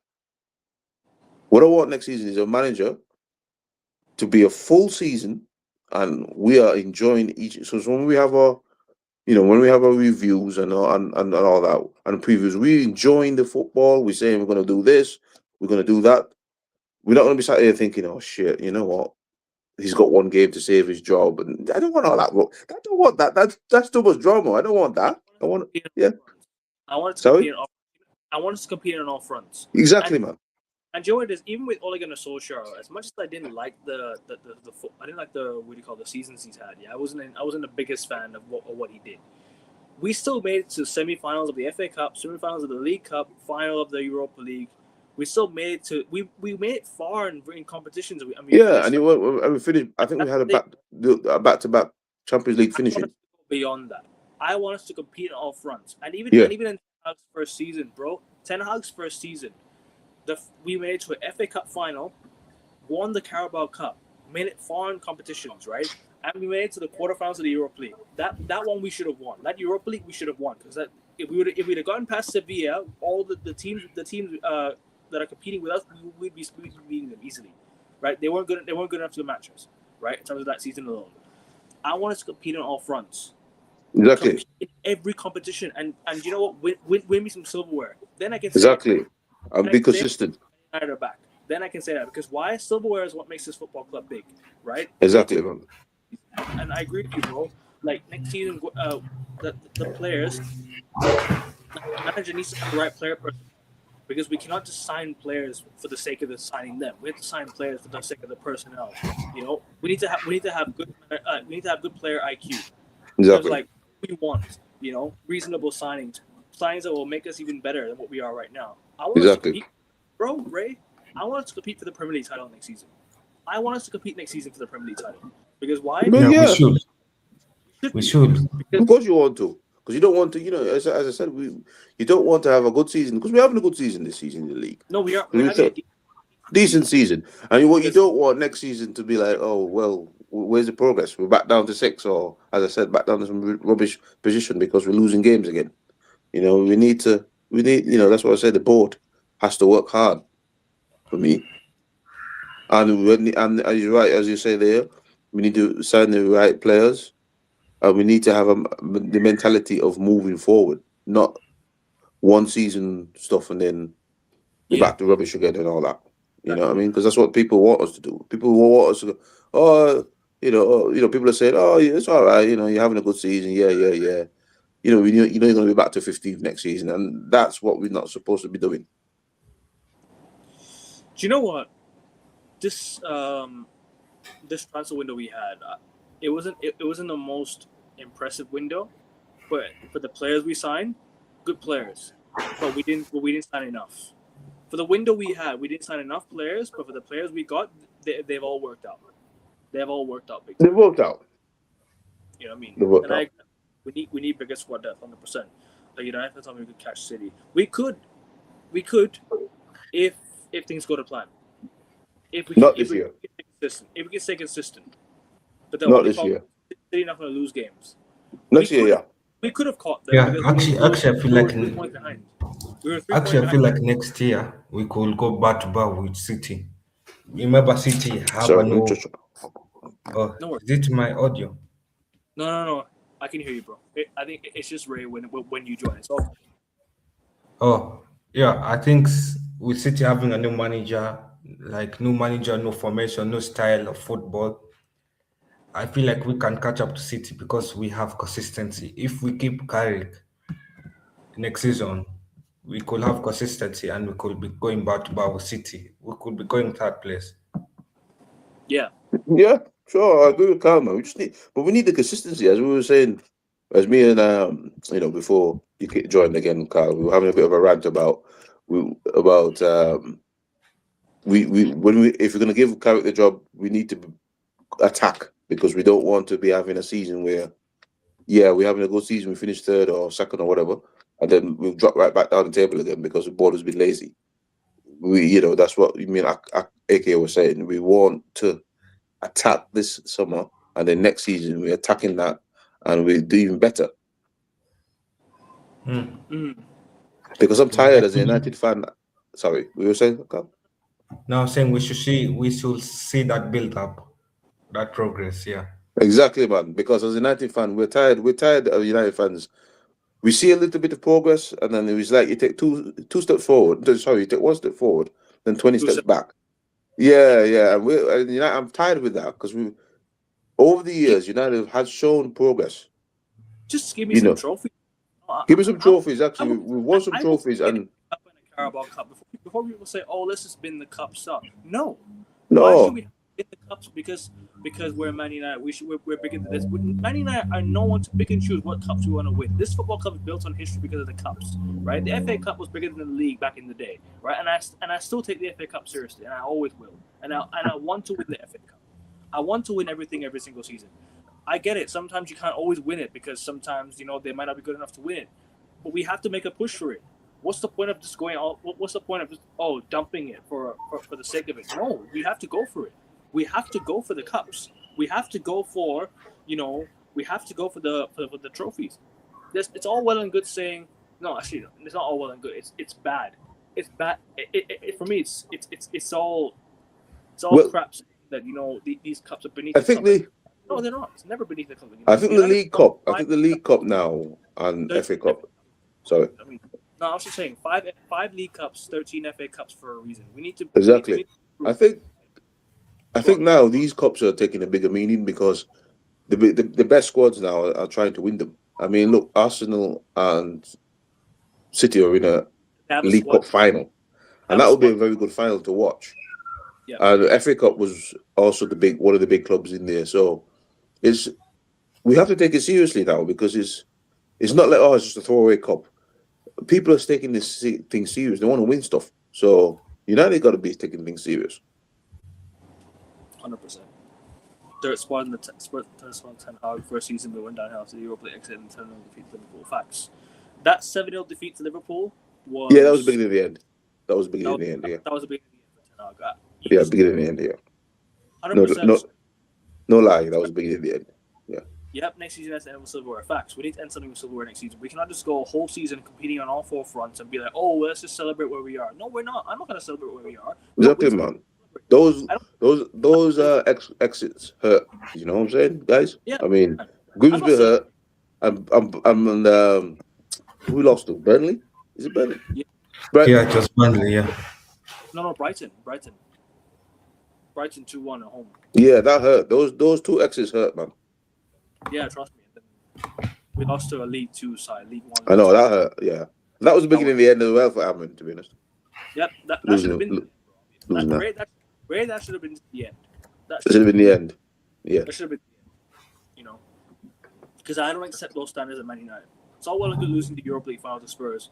You know, you can lose finals, but then Yeah, you can lose finals because that's finals. But when you lose into yeah, to Grimsby, it's tough to come back from. To be honest, it's tough to come back from, exactly, and this is why I'm saying you can't come back from that. And I'm glad he's gone because of that. You know what I mean? The season when he was silverware, I listen. I would have loved it if Ten Hag. If Amorim got sacked earlier, maybe we could have been in a race. But I don't think we're in a title race. We're in the top 3 race. You know, we're in Champions League race in the top 3. Yeah, we are. Exactly. The signings we made in recent years before this have been terrible. Making the right signings is very important. Yeah, you know, De Ligt has been a good signing. Mazraoui has been a good signing. I'd say even you know, who else has been a good signing for United? Euro's been a good signing. Euro's been okay. I wouldn't say he's been amazing, but he's been okay. He's been okay. Sesko's been showing that he can be a good signing. We're getting them right slowly. Yes. But still, we need to attack. We need to attack this summer and get them even more right. And then next season, I will probably start praising the board if we are like consistently good. Yeah. I know sacking no sackings in mid season because I'm sick of that. The only way they probably get sacked is if we lose like 10, 20 games in a row. You know what I mean? Then that's a sacking. Yeah, well, that's a sacking exactly, but not what we do. Not what we've been doing. Oh, you're falling out in an argument. So in the middle of the season, we're just going to sack you. Or 10 games in, we're going to sack you. And no, I don't get because two seasons now on the in-years. They'll be the 3rd season next year. We've always sacked a manager, and I'm thinking, I don't want that. Yeah, it's like a cycle. It's like a cycle of 2 years, 1.5 seasons. We suck. Yeah, we're becoming like Chelsea. Yeah, but not producing the results. We should only sack if we finish in a really bad position and we get knocked out of all cups. If you win a cup and you finish like 4th and you'd be like, all right, we'll take the cup. Why? Yeah. It's because silverware is important for United. The aim of an elite level sport is to win the trophies. Yeah. If Man United do not win the trophy, if we don't win an FA Cup or a League Cup at least minimum, yeah, because I want us to compete in the Premier League next season. I want us to compete next season. Yeah, we have to try and compete next season. I don't care what anyone says, right? If we come 3rd in a 3-horse race, that's competing, but we have to win silverware with it too. Because I demand the highest standards. I support the biggest club in England, right? One of the biggest clubs in world football for a reason. You know, I demand trophies every single season. Even last season, we should have won the Europa League trophy. I wouldn't care about Champions League qualification. It's silverware. You're playing in a final. You're getting silverware. You know. At the end of the day, you get silverware for winning a trophy, not just Champions League qualification. People looked at it as Champions League qualification. I looked at it as a trophy, right? I didn't care about the Champions League. That's it, man. That's it. Trophy, bro. I'm disappointed that we haven't actually got 3 European League Champions Leagues. Really, because Europa League, really. Sorry to cut you off again. Do you know why? Do you want to could have led us to a Super Cup final, which would have been another trophy potentially. Exactly, bro. And this is the reason why I'm disappointed with United only winning just one, because we've been in 3 Europa League finals under 3 different managers, and we've only come up with 1. I'm disappointed with that. I would have wanted to come with 3. 3 Champions Leagues, 3 Europa Leagues. That's European class. We've lost 2 Europa League finals in a row. I know, and I don't like that. And it's the same. So there's some of the same players choked as well, and it's like, boys, why are you choking in the big stage? I mean, okay, so people say, oh, it's Europa League, but still, if you win 3 Champions Leagues and 3 Europa Leagues, bro, that's. We lost to Villarreal. I know. We lost to Villarreal in a final. That's Villarreal and also Seville. We kept on being knocked out by Seville. Remember? Sevilla, yeah. Yeah, it's annoying. Like one team keeps knocking us out. We're so close to a final. We get knocked out by Spanish. The year before, we lost in a semi-final. And do you know what it is? That semi-final, second leg was cancelled because it was a one-off game. We played at a neutral ground. It was a one-off match. We didn't play 2 legs of that semi-final. We played 1 because they cancelled the second leg because of COVID. Remember that? They had only 1 game. It was a one-match thing. Oh, yeah. Is this back in 2020? Yeah. 2019-20. The second half of the season, after the quarterfinals, they cancelled second legs because of the COVID. They only wanted to make it one game, so they made the Sevilla game in a neutral ground, and we got knocked out 2-1. One game we lost. Right? Yeah. What I mean, like, bro, we lost games we should have won, and that was a Yeah. part of the squad. And you know, winning becomes an addiction. Once you start winning one, you go win another and another and another. Bro, we made it 3 finals in a row. Great. We won an FA Cup and a Carabao Cup in years back to back, and we made it to a Europa League final. We made it to an FA Cup and a Carabao Cup in the same season. Then slowly winning becomes an addiction. These players have forgotten how to win. Exactly, bro. And if they won them things, then you go, oh, you know, I want to go win the league now. You know, that's how you do it, bro. You win one thing, you win another thing. I mean, this is why I'm a bit worried about Arsenal if they win the League Cup and then the Premier League, because they'll be thinking, oh yeah, I can now win more of these things. So that's why I say winning is, you know, you win one, you want to win more. Too many years of being in the mud, man. We need to start competing for the title. Bro, I don't care what. But at least now, delusional. People call me delusional all they like, bro. Winning the league, bro. We need to challenge for the Premier League next season, and we need to have a good transfer window. It depends on the transfer window and how we do in the summer. They don't think my expectations will be on that one. It depends on that one. Sorry, Carl, go on. You want to say something? no, I'm saying at least now we're being coached by a manager who knows what it means to win. Like Carrick has been part of the starting 11 for the winning squads. Ole was a what do you call it? Ole was a player that you bring on to change the game. So that's a difference. Yeah. Maybe I under agree with Carrick, that. maybe under Carrick they'll be told you're playing for a club that can win games, that can win trophies, and a season is not defined by us qualifying for Champions League. It is defined by us winning a trophy. I mean, one thing that I will say, if they give Carrick the job in his favour, he's been part of the Manchester United setup, as Carl just said there, that's dominated and winning. And he's been a key figure to that. So if he gets the job, he'll understand that I can't go losing 3 or 4 games in a row. The standards has got to be high. I've got to win trophies. So he'll already have that understanding. And that might help him. I mean, this is you know, you always have to look at the cons and the pros. And I'm looking at the pros now. I looked at the cons. I said about the cons with Carrick. Now I'm saying at the pros. I think the pros is he's been a former winner with us. He's not just been like a coach that's been like, as Carl said, use a sober, or a coach that don't understand what United is about. He's been a player at the club, and he understands the culture, and he'll understand if he gets the job full time that I need to be winning here and I need to be challenging, and I think that will help him. I think you'll see Carrick coming to say, well, look, I ain't come to play, I come to win, and that might help Carrick. Yeah. You know why I trust Carrick is because he's been here. He knows the standards of the club. Exactly. You know what it is? Ole Gunnar Solskjaer was too much of a friend to these players, and exactly. Nice guys don't always win. You need guys that are serious and want to win. Yeah. Carrick yeah. Like that guy. Carrick looks like he wants to win. That's why. Because his head's in the game. He wants to win. Yeah. To see players, bro.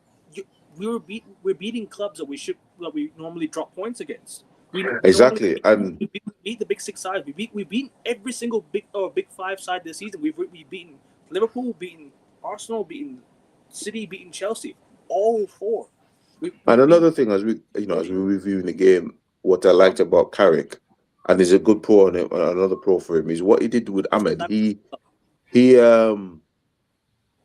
hooked Ahmed because he was having a bad game last game. He brought him on, and then you saw a different Ahmed that came on. You saw an Ahmed that's actually going forward and trying to attack and shoot. And when I looked at that, I thought, oh, okay, Carrick, I like that. You just didn't hook him off and he come in and give the same bad performance. He actually gave a better performance. And when we get to the player rating soon, it's like, that is what I want to see. I want to see a manager come in and hook a player because he's not playing good. And then when I see the next player again, I see some drive. And that, when I saw that, I thought, you know what? I like that by Carrick. Sorry, what were you saying? No, I was just going to say, bro, like, it just goes to show that there's ruthlessness in Carrick. You saw it last time as well. Like he's listening to the fans. It seems like because we wanted Sesko to start. A lot of the fans said start Sesko, start Sesko, start Sesko. He started. Yes, and he scored. He's scoring goals, and he's only right you start him. You know what I mean? Sorry, Rick. Yeah, and you can see an element of Sir Alex Ferguson in the management part of it. Because remember, Sir Alex Ferguson used to be hooking off players when they're He wasn't performing. scared to do it. He wasn't scared to do it. You want someone who's fearless to do it. Yeah, agree. Totally agree, man. And then you next time you see the player, he's running and trying to score. And that's what I saw in Ahmed. I saw that he came on and then he wanted to make a difference. And that's what I like. And that's why I say these are plus. Because I'm not against Carrick getting the job. But the plus is what I've seen. These are the things I'm thinking, okay, he can. Yeah, there's a bit of ruthlessness there. He's not going to be nicey. Oh, you just play 90 minutes. And then that's what done Ollie, and he was too nice with these guys. He was like, oh yeah, I'll give you 90 minutes. Oh, you play bad. All right, patting about, you play bad again next 90 minutes. And again and again and again and again. He's like, nah, get out and come back better. Exactly. Yeah. You know what I mean? Some fans are living their own world. Not every game can be Cunha, Bruno, Dorgu. The Everton game was an absolute masterclass. Took every game 30 minutes in the time we scored. Bro, that Everton game was a professional performance. We handled that game well. We soaked up the pressure and played to Everton's hands. We countered them. We got one goal off a counter-attack because they were pushing everyone high. It was a professional performance. Last night, okay, I'll admit, and I don't care what anyone says, we got lucky with the referee's decisions last night. We got lucky. In my opinion, that could be in my opinion, it was a red card. I think it was a goal scoring opportunity, yes. But do I think it was a penalty? Probably not. Maybe he was a pull. Maybe it's sorry from outside the box. But you know what? Not all decisions we get. So I will take that game in terms of how because there was a handball before, and we didn't get that. We didn't get the handball before that as well. So it evens itself out for me. When people say, "Oh, yeah," I agree with you guys. Maybe we got lucky with the penalty, but it's definitely a handball before because he slapped it with his hand, and we didn't get that call. I don't remember which one, to be honest with you. There was a cross. There was a cross just before, and they showed the replay. I think it was Sesko came up with it, somebody. No, I think it was Casemiro going. No, it was Casemiro header. So Casemiro headed it, and the defender had his hand up like this because he put his hand up and he slapped the ball like that. Did you see it? It touched his fingertips, didn't it? Yeah, but he did that. I don't think that was a pen, though. I think it barely. No, but look, he did that. He did that with his hand. He put his hand up and he kind of he slapped it. But where the ball touched, I think it was his fingertip. So I think it was like very harsh to give that. I don't know. I think he put his hand up because he had his hand up there and he kind of did a slapping motion. So I don't know, but at the end of the day, we got what we deserved. I mean, a win was a win. Like second half, we got the win, so people can cry about it. And you know what it is, because if Sesko's equalizer was a goal. If Sesko's goal was an equalizer, we wouldn't have made those subs. We would have kept everyone on to try and go for the second goal and third goal and try and wrap the game up. So I think exactly. So no, I think Sesko's goal we didn't goal, wasn't it? No, it was a winning goal. But I'm saying that if the penalty didn't happen and the red card didn't happen, and equalizer instead of the winning goal, then I think he just stayed on the pitch to go for the winning goal. So I think would have happened. Yeah. But sorry. I hear you, man. Kept the clean sheet too. Not every game 30 minutes in that game. I hear it. No worries, man. Big up to you, man. Big up to you. Let me get to the comments and then I'll let Kyle have his point as well. Kobe Mainoo deserves Mount's wages of $250K per week, but 85% of the fan base won't agree and still hit Kobe. These are the same guys with this ideology. Nah, man. Kobe. I feel like $250K is too much for a young player like Kobe. Like, I mean, no. What he's trying to imply is Kobe Mainoo deserves all of Mason Mount's wages because Mason Mount I don't know. Unavailable and the guy just can never be he can never be reliable.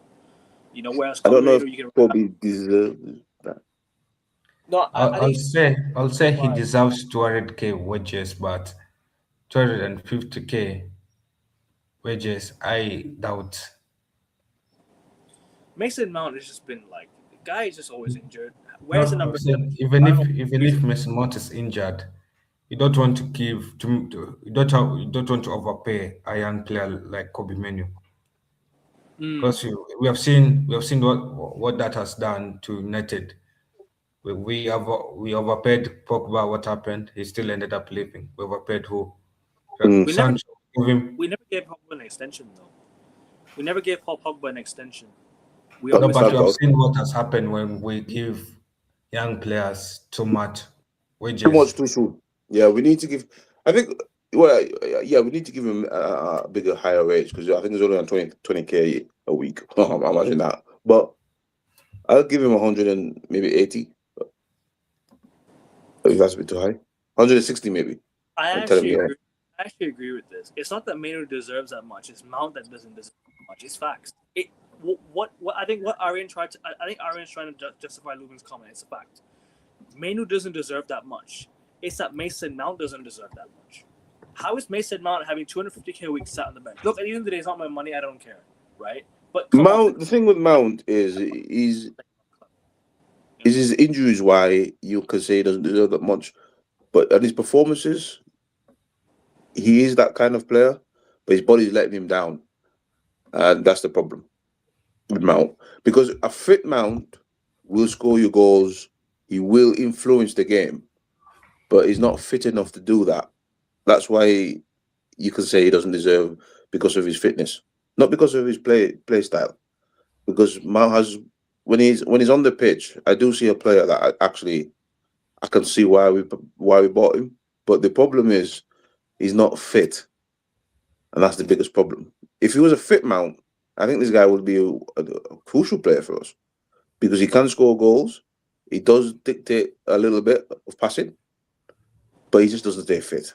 So he doesn't deserve the money because he doesn't stay fit. Because you got to be fit. You got to be playing games for us. I think we should let him go because of his fitness. No, I'm talking about when Mason the amount of money that Mason Mount's getting, the owners are the ones paying him, right? The board is the one paying him. What I'm trying to say is, I'm not going to complain because at the end of the day, I don't really care about the Glazers that much. Like they want to pay the money, then pay it. Like at the end of the day, like I just want the Glazers gone. So I just hope more money is drained out of their accounts. Just keep draining money, and then once they're gone, we'll deal with the rest later. We'll deal with the players later. You know what I'm trying to say? I hope the Glazers go. I'm trying to say. I'm taking this for them. I'm just trying to imply that it's the Glazers' money, and I don't care. It's not my money in terms of that sense. The Glazers are the one who signed Mason Mount. I didn't sign Mason Mount. I didn't help them sign Mason Mount. This shirt was bought in 2011. My dad, and at the end of the day, the club, right?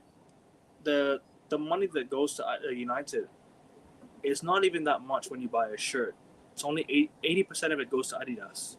The club barely makes money out of shirt sales compared to, what I mean. I mean, they still make money out of shirt sale, but they get 20% of it. There's an equity. The club makes a certain equity from the shirt sales. Yeah, shirt sales is not what it used to be. Rights, it's everything. It's the naming rights, Branding now, isn't it? Yes. Yes, the branding, and Adidas makes the money because Adidas are the ones selling the shirts. You get it? They're the ones selling the shirts. No, Adidas made the conversation, yes, but Adidas are the ones making more money out of the shirts than United. Than United, yeah. So yeah, what I'm trying to imply is it's mostly not my Do you money. know? I don't really care about it. But just coming back on that comment where he says about Adidas, if we make the Champions League, Adidas will pay us a good chunk of money as well. If we make Champions League. That's what I only care about Champions League because the Adidas competition. Yeah, because Adidas is gonna pay them a huge chunk of money. Yeah. But this is what I'm saying. So if you're gonna get 100 million, if you're gonna get 100 million from the Champions League qualifications that we hope they're gonna get, and then Adidas is gonna pay 90 million on the top of it, we get loads of money and loads. So I don't understand how we cannot pay off the debt and buy players. I don't get the financial thing at United. I really don't. No, but I saw that if we get UCL football, we might be getting 350 million as a budget. How much you getting? Sorry, 350 million. 250 million. See, look at that, and then you get 99 million from Adidas. but they ain't gonna spend. So They'll spend. it puts me, don't it? Yeah, The, actually, with 350 million, we can sign like 8 good players, 8 to 9. do you know what they'll go and do? They'll go and spend that money on a new tunnel, like how they did last season instead of this season. The last season, the money that they used at the start was to go and spend on a new players' tunnel to walk out of Old Trafford. The walkout tunnel at Old Trafford was rebuilt, right? And not only that, they could have used that money to go fix the toilets, add a screen, fix the Wi-Fi, at Old Trafford, do all the basics, do all the stuff that is making Old Trafford fall apart, and not worry about getting a new stadium, because you could have done all that in the time being, with the money that they got from us. Yeah. So, Yeah. look, but at the end of the day, like I said, the money we paid Mason Mount, that one was not my money. I don't really care about Mason Mount. I'm not. Wasn't a smart signing, no. In terms of no. It wasn't a smart signing. We should have never signed him. We got conned by Chelsea that one big time. And giving him the number 7 shirt, oh my god, bro. No, but also we conned ourselves. Let's be honest. United acts so desperate to sign a player. Yeah. I Go know. on. What were you saying? Say it again. Oh, no, I'm saying. What was I saying before that? I think you were talking about the money. I mean, that Mason Mount was making. Yeah, no, I'm saying I'm saying we act so desperate signing a player, like we wanted Mount so badly that Chelsea was willing to up the price for us to get him. Exactly, and we got conned by Chelsea. Oh yeah, got caught. Anyway, we gave them we gave them Garnacho. Bro, we could have waited one more year and got him on a free, But at the end of the day, it's like, yeah, I don't care anymore. Anyway, yeah. We've already paid. Let it be. I just hope the Glazers go into more debt so they can sell the club. Because I'm tired of them as my owners. I'm tired of the Glazers. I'm tired of Ineos. I'm tired of these guys running my football club the way it is, season in, season out, not getting anything out of it. Not getting any success. Not backing this club to what it should be. Had they come in and done what was required to rebuild this club or to get this club back to this club to where it is, bro, these guys would have been, the reason we win stuff. But you know what? They're not. They're just rich billionaires who only care about themselves rather than their businesses. Screw them. Screw them. And that's why I always say at the end of every show, Glazers out, Ineos out. So the player ratings? Yeah. Not yet. Player ratings? You want to go player ratings now? Yeah, we got to player later. Yeah. All right, sure. Yeah, got a chop. It's 50K. I mean, at the end of the day, it's his opinion now. It's all good. Yeah, it's $1 million a month, exactly. It's all good. It's all good. It's all good. It's his opinion, guys. At the end of the day, we all have different opinions. How's been having problems inside the past few games? But yesterday, before the red card, they didn't look like they had any problems inside. Exactly. They looked like they played well before the red card. You know what I mean? Put your mouth behind you. Because at the end of the day, like, look, he's just trying to imply that Mason Mount doesn't deserve that money. Mason Mount. Yeah, I agree with Blue Man that he doesn't deserve the money, the wages, but giving Menu like 250K, I don't agree with that. Not yet, no. I think Yeah, not yet. I think 180K makes sense. All the time these guys are supposed to get really big money is when they win in the leagues and Premier Leagues. But you know what? Yeah. If he gets No, the money, because how much is Menu being played? How much is he being paid right now? I don't know. 20K? Is it 20K? 20K, right? Like imagine boosting a 20K. Imagine boosting a 20K player to 250K. This guy won us the FA Cup. Over some of 3 seasons. Bro, this guy won us the FA Cup. What are we doing here? He deserves something. But deserves something, but not. I think that he deserves a boost, but not a significant boost from 20K to 250K. Exactly, because maybe 20K to around 200K is a good boost to show what he has worked. It's cutting out there. for United. Could be. Yes, could be his internet. Yeah. Oh, I sorry. think you, Did I cut off? yeah, you were cutting off. Yeah, a little bit. Yeah. Just repeat what you said. It's all good. Just repeat what you said. Oh no, I'm saying like boosting menu from 20k to around 200k makes sense to just show how much progress he has made within the squad. How, yeah, I'm freezing. No, No, you're no, good. no, no. No, I can hear you. Yeah, so boosting menu from 20k to around 200k makes sense because menu has won us trophies. He has improved in the squad status, but boosting from 20k to 250k is a big boost that doesn't yet deserve yet, but to 200k he deserves it right now. Yes, and I agree with Carl with that because 250k is when you're winning as Premier Leagues and challenging for the European, the UCL. Then if a player comes around and says, "Look, I won your trophies, I won your Champions League, I won your Premier League. Give me 250." Yeah, but when you're going from to 250k and you're not really challenging for the league and won us the massive titles, no. Do you know what it is? I think about it like we don't always have to care about how much a player makes. It's about what they do on the pitch, right? It's No, about, but it's you about see, what they do and how they do on the pitch. If they deserve it, Yeah, I hear you. I hear you. But he deserves his money, and he we wants, don't want to. Sorry. he wants the FA Cup. I mean, you have to give him the money somehow. I understand, but we don't want to end up like another Sancho where we're paying these guys 300 and they're not doing nothing. We want to. It depends on the personality of a player, right? Kobe Mainoo's personality was I always. don't mind paying a player the money if he's winning the stuff, because I'll be like, yeah, you pay for what you want. You pay him.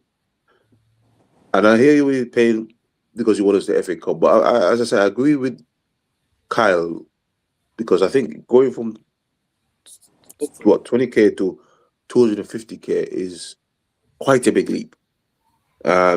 You only go from that if you've been winning us major trophies like every season, But at the moment, Kobe's just starting to find himself into the starting lineup, and he's an injury-prone player as well. So back into the lineup. You mean not finding his way? He's finding his way back into the starting lineup because he's finding his way back in the starting lineup, and I don't think 250k is for him just yet. Next season, if he's lifted up the title, you extend that. Yeah, you give him to 250. But at this moment, yeah, I don't see the justification of 250. To be honest, I'll say this, Ray. Like, you know what it is. Like, the problem is with some players is sometimes they just want to get the money for the sake of themselves. Like Sancho got the bag and he's like, all right, I'm set now for life. I'm good now. I can just do it. Sancho at Aston Villa, you see, he's barely even getting minutes. He's barely even playing. The problem with me is you have to want it or you have to deserve it. For me, at the end of the day, if the club decides to get Kobe Mainoo that money, I don't really care. Because you know what it is, Kobe Mainoo's worked hard to get to where he is. He's worked hard as a player to get to that level. He won us an FA Cup. He won us. He's an academy player, and I found it baffling as to how he never got minutes under Amram. And when he got minutes, he actually played well. And this is what I mean. Like, we don't reward players that win us stuff. We reward players that lose us stuff. Reward players that lose us more than we win. We're not rewarding players who win. That's why the players that want to win leave, because they have more ambition. Mainoo is a player with ambition. He's worked hard. In my opinion, he deserves something. He deserves something. Yeah, I'm agreeing with your point that he deserves something, but boosting his salary from where he's at now to what 250k is a big boost for his age. Facts. And I don't. Facts. It's not about being stingy in wages. No, It's about it's not that. It's the fact that Ineos are scared to scared to give wages to players. Because sometimes you want the best players. Sometimes you have to meet the demands. And if you want to improve your squad, you need to be demanding. You need to demand. Yeah, that's when you're signing players. Yeah, that comment comes in. But yeah, what we're talking about with Manu is what Carl is saying. The boost is 250k is too much at this moment in time for what he's produced. the only problem is though, like if we give him 250k a week, that kind of brushes off other clubs from wanting him as well. Don't forget, because it's how much you want him to stay. If you really want the player, if you want to keep him, then you have to kind of brush off other clubs by giving him a big wage boost. Because Chelsea wanted him. Remember, there was rumors of Chelsea wanting to sign him. There was rumors of other clubs wanting to sign him, and they were trying to offer similar wages. But if we offer more and we give him that contract, he'll stay. I have no doubt about Kobe pushing. The thing is though, he has to perform, because if he becomes a flop, get rid of him is going to be the hardest thing, and that's what we're having problems with, getting rid of players who are on massive wages and a long contract, because they have the power. Then they'll be like, oh well, I can do what I want, and we can't sell you because. Sometimes, sorry to cut you off, Ray. Sometimes it's not about how much money a player makes. It's about how hard they work and how well they've been playing. Casemiro deserves a bit of money. He deserves it because he's been playing well for the club. But the thing with Casemiro, he's a professional man that wants to win, and I'm hoping Kobe is following that. I mean, if you give him, Casemiro, he has won Champions League. He wants to win the World Cup. So yeah, you have to pay him the money because he's a professional man that wants to win. I'm just looking at the safeguarding against players like Sancho and Pogba, who you pay these guys this money. They don't want to win. They just want to make the money. They don't care if they have a bad performance. Rashford as well, yeah. Rashford. Yeah, these kind of guys, they don't care about trophies. They just like, yeah, I'm getting my dollar. I can go buy the watch. I can go to the nightclub. I can do my clothes brand. We don't want that. We had that, and that's why we haven't been winning as we're supposed to be having. And I mean, we need guys like a Haaland. Yeah, Haaland gets loads of money at City, but he wants to win. He wants to score goals. He wants to win. And I'm hoping Manu, if we give Manu 200, can be that guy to say, yes, I got the pay rise because I've worked hard, but I also want to continue winning. And I have no problems with that. I'm just worried if he's that guy. That's all I'm worried about. Fair enough. I mean, like I said, it's about delivering and having the end product. Yeah, the end product. It's all about the end product, and also you see some kind of boost also shows that you have done something in your career to deserve it. Exactly. Yeah. Fair enough. And we shouldn't be pressured to boost Menu by a significant amount of fee. That's because we are afraid of losing him to other clubs. Yeah, but Yamal is winning stuff with Barcelona. He's winning leagues with Barcelona. So yes, 300k for this is what I was saying, Monkey. That Monkey D. The winning of stuff justifies you're earning it. And Kobe's won. Yeah, but is the FA Cup one FA Cup win worthy of 250k at this moment in time? No, it's probably worth 190 to 200. But 250k, when you're paying a guy 250k, you're telling a fella that yes, I agree. You're gonna win me a league. You're gonna win me Champions League. You're gonna win more FA Cups. That's what that money says. And if he gets the money and doesn't deliver, we're in another situation again. So that's where I will give him 200k and gradually say, look, if you win me a Premier League, we have another chat. You can get another pay rise. Slowly doing the pay rising, the more the performance levels that you do.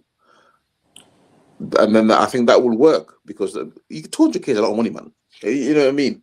And if you, that's a lot of money. Unless what you can do, you can give him 200k, but you can give him 100k in terms of performance. Yes. Bonus. Another 50k can be win me a league, performance. Yeah, like if we win the league, if Yeah. if we win a trophy, a European trophy, you get 50K. Yep. That makes sense.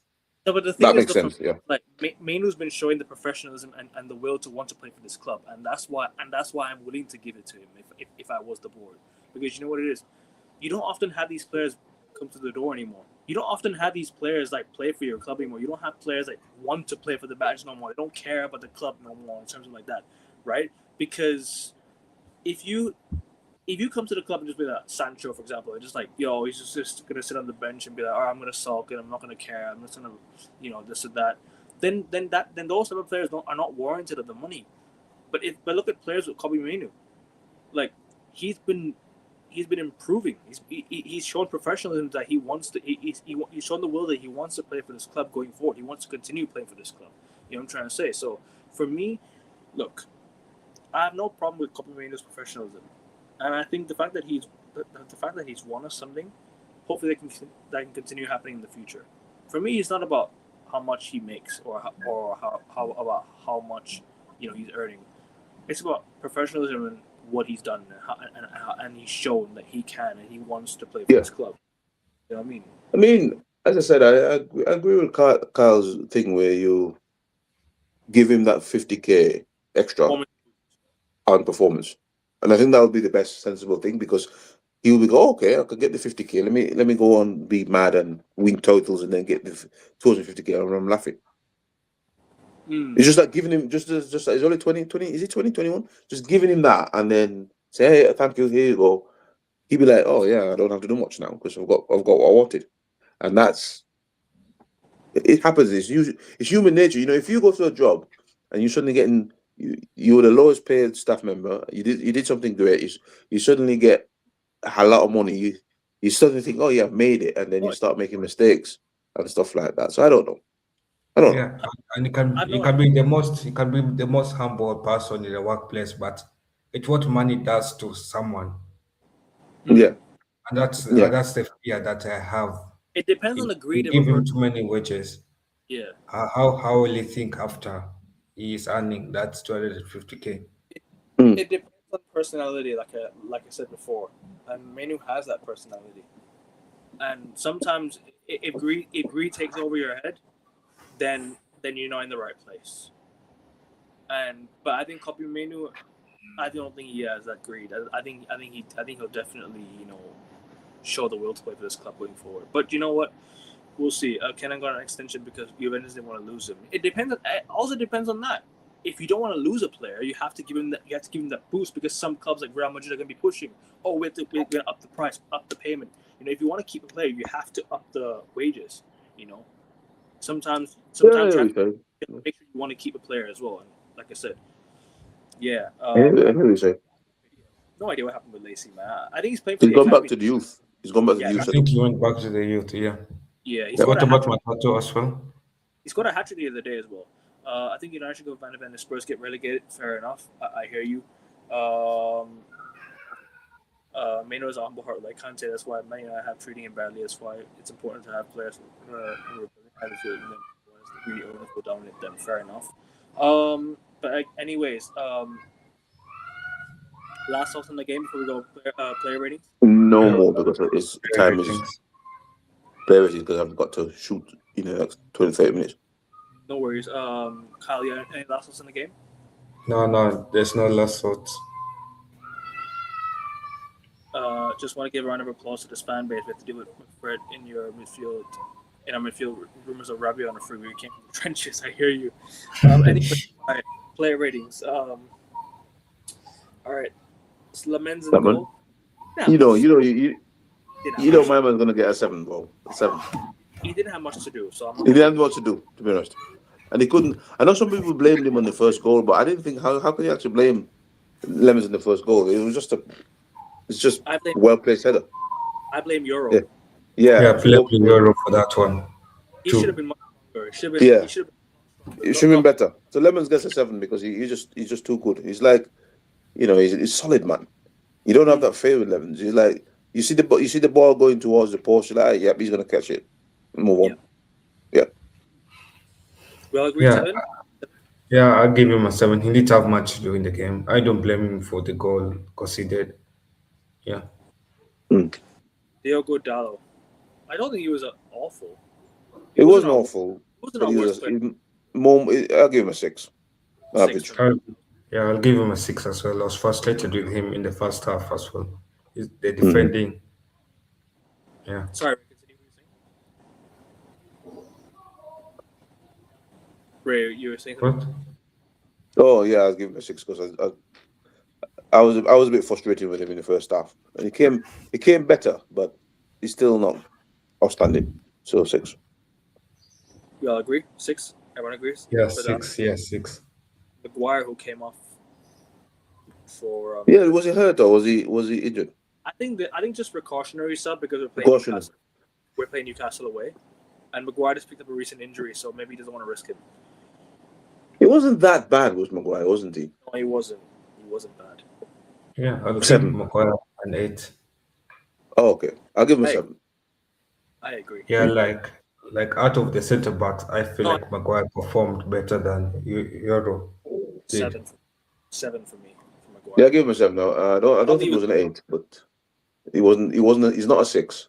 So we're right in the middle of 7. Yeah. For Maguire. Arguably the second worst player on the pitch, Lenny Euro. 5. You think so? Yeah. Who? He was. Oh getting- yeah, I forgot about. Yeah, I forgot that he gave. Yeah, I forgot about the goal that he conceded. I think Yeah. it was not just that. I think mistakes in the first half as well. That he made a few mistakes. Yeah, in the he was first below half. average. He was below average, so a 5. You're right. 5. Yeah, it was below average. Who? Lenny Euro. Lenny Euro.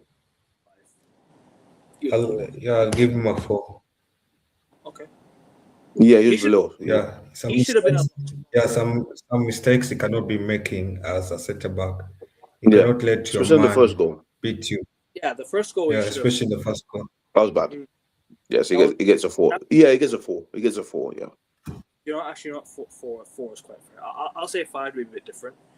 Okay. Yeah, no, 4 is like I just Yeah, he was below average, very much so. he just got brushed off so easily. It just like He got you know, spun. He got spun. I don't want to blame him entirely, but like that's just poor. No, he got spun. He got spun on a 1-to-1 marking, and he didn't look for the ball, and then he didn't clear it. That's it. Yeah. So Exactly. that's why he needs to. Yeah, that's why he drops down to a 4 for me. And arguably the worst player on the pitch. Oh, the worst. He got 3. subbed off in the 24th minute, but I don't give a shit. 2. 3. He was 3. awful. Oh yeah, you give it 2. I give it 3. Just Absolutely.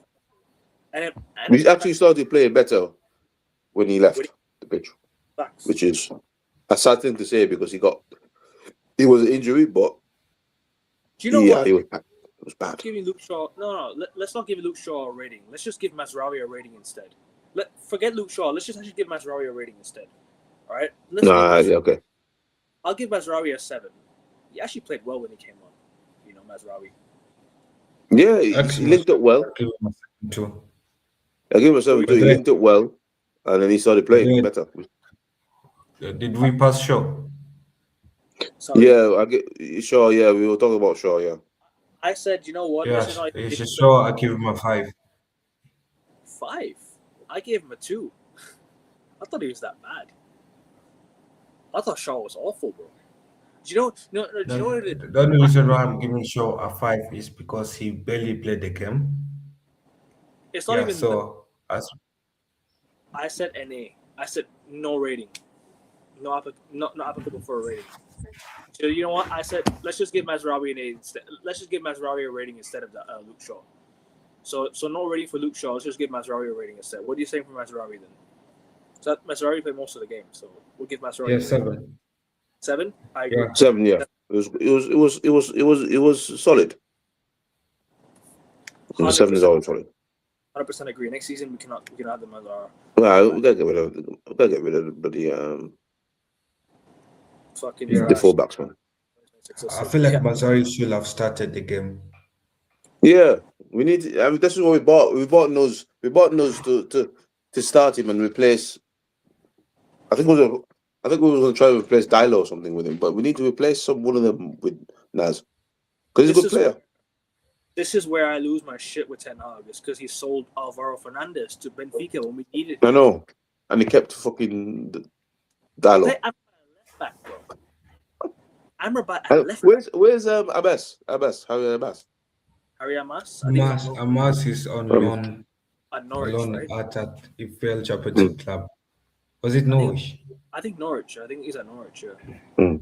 I don't remember But where, we need to suddenly, we seriously need to think about our fullbacks going forward. They're crap. They make the game so bad because they don't overlap.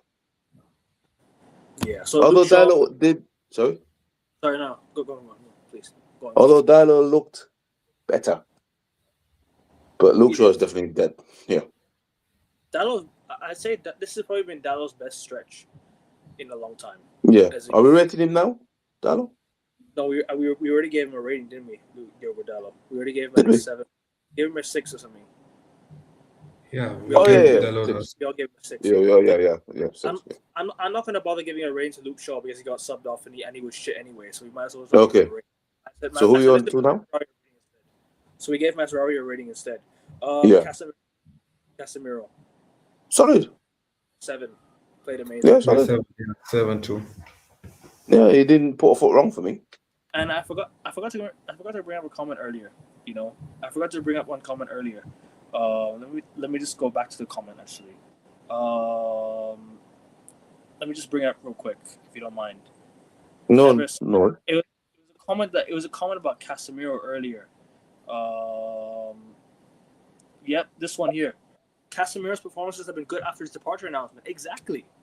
This comment right here. Spot on. Ever since he announced his departure, his performances have just been from down up here to up there.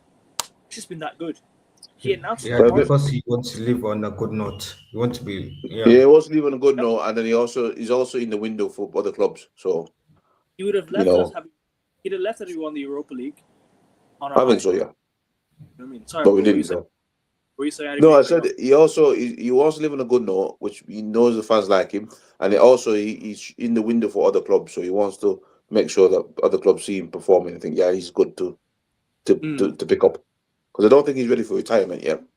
So he's definitely playing. He's definitely playing for another contract somewhere. Give me one more season of Casemiro, man. One more. He has a 1-year extension. He has a 1-year extension clause. We might as well trigger it and give him a 1-year extension. Seriously, I'm not joking. Could be that. Yeah, it could be. I'm just disappointed we bought him when he was this age. That's all. What are you saying? Yeah. So for Casemiro, I'll give him a 7. I always rate Casemiro as a good defensive midfielder. So it's not to see him go, but at the end of the day, we should have signed him when he was younger, but I don't think he was going to come to United when he was 27. Let's be honest.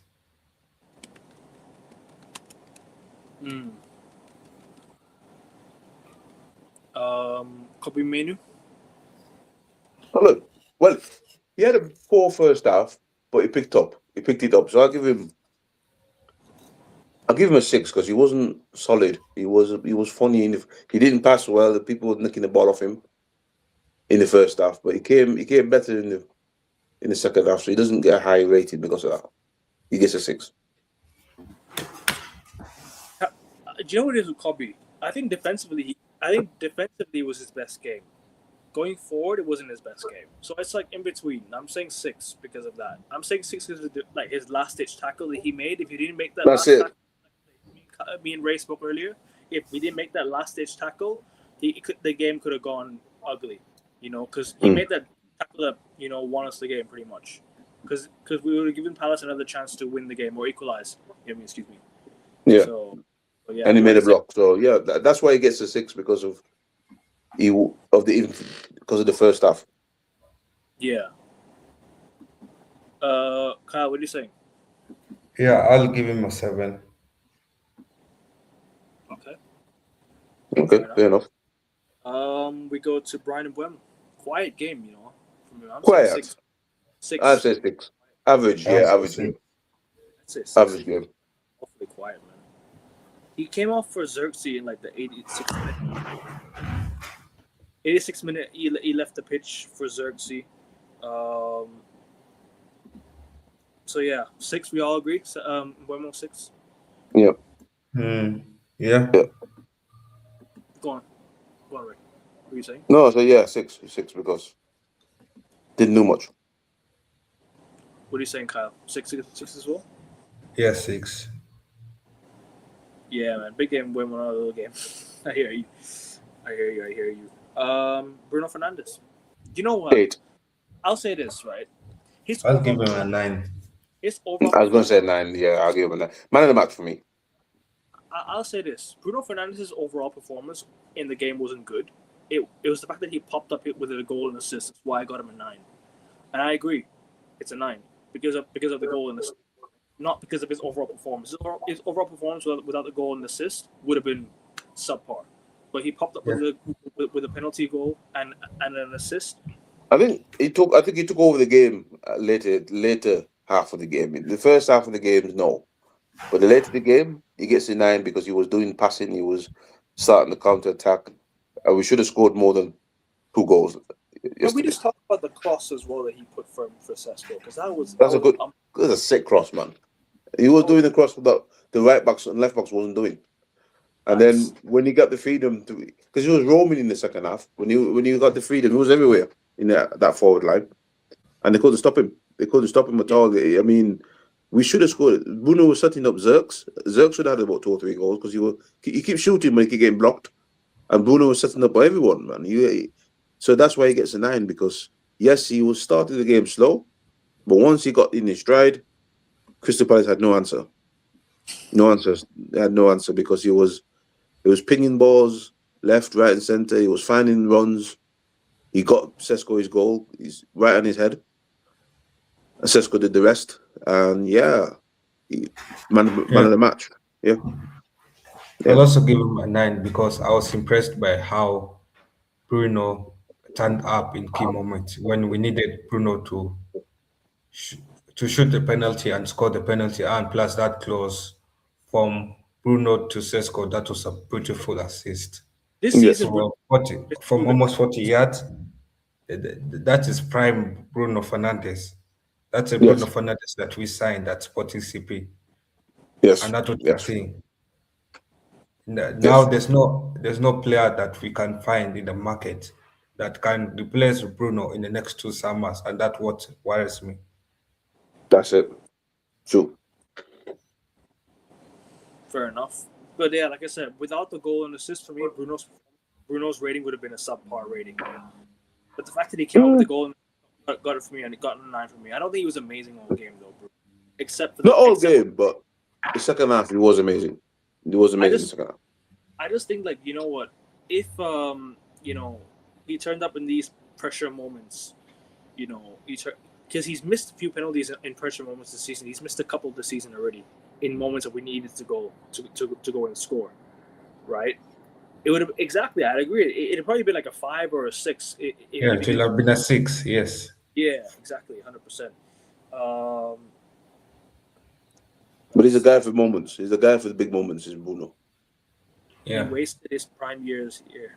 At least reward him with the Premier or Champions League. I hear you, bro. I agree. We need to reward him with something big time. No, but he wanted to come to the club. That's how much he loves the club. He could have decided to go to Bayern. He could have decided to go to Barcelona. Bruno would have Bruno would have won loads of trophies in his career if he was with a different club. But he's just a United man. He likes the club, and he is. That's why I wouldn't cuss Bruno as much as some of the other fans do, because the guy's been loyal to the club. He has been loyal to the club, and when someone's loyal to your club, you're loyal back. Because it's like, footballers these days are not loyal. So, yeah. And let's be honest, last summer, Bruno could have decided to go to Saudi, to Saudi Arabia to get the money, but he told himself, "Let me stay and help the club." Exactly. And that's why I forever have Bruno. Everything for the club. Exactly, man. That's why I will have. When he leaves, I think we will appreciate Fernandes a lot more. I think we will do. He's one of those players like fans didn't appreciate Rooney because they used to say, "Oh, he asked for a transfer request," but when Rooney left, you now think a lot of fans are here. Oh, you know what? I miss Wayne Rooney. I miss his goals. You know, and that's gonna be Bruno when he leaves. Fans are gonna like, you know what? Bruno Fernandes was good. Yeah, So yeah, we all agree. and it's rare to find a player nowadays for United where when he takes a penalty kick, he is assured of that it will go in and count as a goal. You know what Yeah. it was? That's only Bruno Fernandes. It was one of those penalties where I was actually scared that he might have missed, because we already seen he missed 2 times this season in pressure moments. So I was Yeah, I like, know. But I think I was thinking, is he gonna miss again? Because I had that PTSD of where he missed against Fulham and Brentford. So I know he wouldn't miss, but I'm talking about the 2 penalties that he's missed this season. That gave me a little bit of PTSD of that, because this was a pressure moment as well. it was a pressure moment, but I think this Bruno Fernandes is. I think this form of Bruno, he's gonna bury it. He's gonna bury it. And he buried it so calm because he just waited for the keeper to jump and he just boom straight in the corner. Yeah. 100%, man, 100%. It was Spurs almost time. No, it was Barcelona as well. When he leaves, I'll be crying real tears. I hear you. I hope he leaves us with more trophies. Maybe. Sammy's missed a few. I was worried. Yeah, I know. Where did Bruno get his loyalty from? Don't know. Who's that? I don't know. But anyways, we'll get to the next player. We all agree 9, yeah, for Bruno Fernandes. Oh yeah, definitely a 9. All right. Yeah, 9. Yeah. Matheus Cunha. Quiet. 5. He didn't have a good game in my opinion. 6. I'll give him a 6. I'd say 5 or 6. I don't think he had a good game. I don't think it's below average. I don't think it was below average, but he wasn't Cunha. There was times where he took the players on, but he just didn't get the crossing, or he didn't get the pass. Yeah, or he didn't get the finish that he thought he would get. So, but he wasn't bad. So he wasn't below 6. You know, when you get a 5 and 4 and stuff, you're bad, very bad. But when you get a 6, you're average. He's been average. What are you saying, Kyle? No, I was finding the news where Barcelona wanted to sign him in January 2022. I remember that. Yeah, they had open talks. Yeah. I remember that. Yeah. Where did Bruno get this loyalty from? It was Di Natale, Udinese. Why would Barcelona sign him? They just got Griezmann. Well, you guys were signing players regardless of who. Yeah, I wanted Griezmann, but then he didn't want to come, so I'm glad he didn't really sign him. And I believe. Actually, I didn't want Griezmann. I thought Griezmann is that a flopped striker. Did you? All right. Well, at the time he was good at the time. He has been good since, but he's now not anymore. But at the time when Griezmann was around, he was good. If you're asking personally who I would want, and this can be realistic or unrealistic, I'm going for Joshua Kimmich. Like I've always been saying. Yeah, Kimmich is. I don't care. Joshua Kimmich is world class. But yeah, he's world class. And he's what, 28, something like that? 28, yeah, exactly. He's world class. In his prime. I like Kimmich. As Rawi came on and played well left back when Shaw went out, is what I saw. Yeah, he did. If you qualify in the Champions League, we need a strong defensive midfielder. True. Yep. Griezmann is playing well. Is he? Yeah, he's been playing well at Atletico this season. There was a sporting fan that spoke saying that he embodies the club he plays for. After that. What about Tonali from Newcastle? Tonali would be great. Yeah, I like Tonali. A replacement for Casemiro. Yeah, I like Tonali. Yeah, he's a proven player.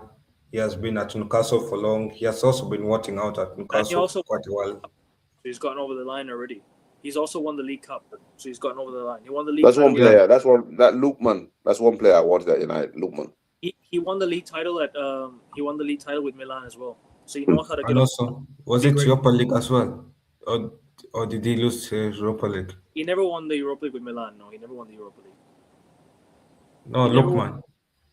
Oh, Lookman got the hat trick in the final against Leverkusen. That's what position well, does he play left? Lookman is a player What that I want I as know well. but that's one of the players that I would have loved at United. Lookman, he's He played in amazing, the man. Don't forget, he played in the Prem as well for 2-3 different clubs. Played for Everton, played for I think Leicester, played for Fulham as well. I think. Yeah, Fulham. he's a good player. He's a good player, Fulham, Lookman. I don't know why yeah. we didn't look at Lookman. You know what I mean? We need these type of players. You know what I'm trying to say. Apart from the Bay allegations, he's a must signing for sure. Bro, Yeah. he knows how to get over the line, and you need players who have the know-how to get over the line in trophies, in finals, in Exactly, league titles. He won the league title with AC Milan. People are forgetting. That team Lookman. was a really good team. Sorry, go on. Lookman won it with AC Milan. Lookman won it. No, it wasn't there with Milan. But Milan wanted him though. But Milan didn't get him. It was Atletico Madrid that ended up signing him. All right. I think he failed the medical at AC Milan actually. If I don't remember. I will talk about Lookman or Tonali. Oh, Tonali won a title. Yeah, Tonali was that. Tonali Milan. won the league title. All Tonali right. won the Yeah. Yeah, he's a good player, man. I like Tonali. I would want to see him at United. I want him. We need him. Mm. Tonali would be great. Yeah, actually, Tonali has won like Serie A, and yeah, he has won the FA Cup as well. He won So the he Serie A knows what it means to win a league trophy. Exactly, man. He won the league title with Milan in 2022. I was watching them the whole season that year. Obviously, Milan are my favorite Italian club. So Yeah, I'll be very excited if we sign Tonali. To be honest, very excited. It would be great for left wing. Oh yeah, man. Lookman would have been. Lookman would have been awesome. But let's see Drogo, because Drogo comes back and let's see what he does. Because he's finding his feet. Also, Lookman, can he play attacking midfielder? Yeah, he can. Yes. He can. So, why can't we offer a sub deal of Zaxi plus 50 million plus 40 million for Lookman? Hope Ray is occupying it this time. I don't know. Yeah. I gotta go in. So like, tonight is why I said we need to bring scouts with us for the Newcastle game, because we have a lot of players that will look at the Newcastle team. Looking at their Lewis Hall, Livramento, Tonali, Bruno G. These 4 players is who I want. You know. But anyways, sorry. What were you saying? Yeah, I think we need to get back to the player ratings because Yeah. we've only got about So Cunha, 6, 7 minutes left. Yeah. Cunha, we all agree 5 or 6. Cunha, we all agree 5. I say 6. I'll say 6 because he won us a penalty. That was a key moment, and also he sent off a player. Yeah, that's what I say. That's why I say he's not below 6 because he wasn't poor. I don't think. And next player we have. Oh yeah, Sesko. Hey. Air Sesko. Yeah. Sesko, Yeah, Cisco. Yeah, I remember when United was signing Sesko, fans were calling him Tesco, like names like that. Signing Sesko, but he's proving the doubters wrong. Hey, he's fuck proving them. Padding's wrong. So I think he gets a 9. I told you in the preview that Sesko will score the winner. Sorry to cut you off. Fuck the meal deal. He's the real deal. Exactly, man. Everyone's calling it's Tesco and all this bullshit. Yeah, he deserves a 9 for smashing something in goal. Bro, and he scored 9 goals this year so far, this season. Bro, in 2006. Yeah. People look at him as like a footballer. Bro, his job is to score goals. Nobody cares about him as a footballer. His job is to score goals and put the ball in the back of the net, and that's what he's doing for us right now. I can't complain at all. Exactly. He's a phenomenal player because he's 6'5". He's fast, powerful in the air, can leap like a bloody gazelle, and yeah, man, he's doing good. Lovely. Big up Sesko. Did you say gazelle? Yeah, man, gazelle. Leap like one. Leap like a gazelle. Sorry, wrong name. No. It's, that's fine. That's good. So yeah, I'm saying apart. From, I don't know what to give him. I'll say 8 for the goal. Fuck it, 8. I give him a 9 because I think he's just he's on goal scoring form and he means business. 9. Okay. Yes. Kyle, Sorry. No, Yeah, so yes, because playing in centre forward is probably one of the hardest jobs for Manchester United as Manchester United in the world of football. When you play for Manchester United, because you are criticised from top to bottom, man. And then this guy is just coming in and banging them in. Yeah. Fair. Facts. Mm. Kyle, what do you say? Yeah, I'll say a 9. 9. I'll say Yeah. 8 because Bruno's my man of the match. Mm. Fair enough. That's it for the ratings of those players. Masraoui already gave a rating because he came up for Luke Shaw. Luke Shaw NA because he's been shit, right? Masraoui came up to replace him, so we're gonna give Masraoui the rating instead. I'll be giving Masraoui all of us each. Amad Diallo. Thought he had a good cameo. I would say 5. He had a good cameo, man. He had a good cameo. I wouldn't give him a low cameo. I'll give him about maybe 5. 5 to 6. Yeah. Because I'll he give came him in. a 6. No. He came. Finish your point. So yeah, he came in and did well because I think Carrick shoot a rocket of him because he was bad last game, very bad, and this game he came in and I thought, wow, and that's the Amin I want to see. Yeah, and he was unlucky not to score because I think Henderson was on form, and he could have got a goal. Yeah. I agree. Sorry, Carl. What's your rating, Carl? Sorry. Yeah, no, I'll give him a 6. Yeah, 6. Yeah, it's against tired legs, but he had to do what he had to do, and he created a few chances. But the problem is we didn't put the ball in the back of the net, and we had to settle the game. We had to settle the game a few times. We had a few chances to settle the game, and we didn't do that. And we balled it in terms of in front of goal. We had chances to settle the game, seal the game, wrap it up, score fucking 4 or 5 goals to kill the game off. We didn't do that. We had chances to kill the game off, and it's why United always get into squeaky bum time because every time we do that, we never put the ball in the net. Intense moments, especially when we needed a goal to go and wrap the game up, and instead of allow the opposition to get another chance to equalize. I hate it. So come on, gotta finish our chances next time. But you know what? Fair enough. We did the job. So yeah, I'm saying 5 for Ahmad. We all agree 5 for Ahmad or 5 or 6 for Ahmad? 6. Yeah, 5, 6 for Ahmad because he did come in and show something. What are you saying, Kyle? What's your rating again? Yeah, I'll say a 6. Exactly. It's the current state of football. Exactly. They'd rather hold on to a 1-goal lead. I've been saying this so many times. The state of football is dead because, bro, all you have to do is, let's just hold on to a lead. We're in front now. Let's just hold on. No. Go attack for a second and third goal and kill the game off. This is why goal differences in the Premier League is so dead shit low right now. No. They don't want to kill it off. Yeah. Facts. We all agree with Ahmad's rating, so I'm saying 5. Kyle Ray's giving us 5. Ali's saying 5 as well for Ahmad? No, 6. I'll say a 6. Okay. 8 in heaven came on. It didn't really do much. So Cameo stuff. stuff. Yeah, 12, 13-ish minutes. I think he picked up a yellow card as well. Somehow. 4. Yeah, I don't know how he picked up a yellow card, but whatever. Unnecessary foul as well. He needs to make that foul. It wasn't even a foul, wasn't it? But yeah. No, it was a foul, but he didn't need to make it. It was a stupid challenge. No, I didn't need to make it. No, but it's a 4. 4 for me. Yeah. I'll say 4 for heaven. You all agree? 4. Heaven. 8 in heaven. 4. Yeah, I'll say a 5. Okay.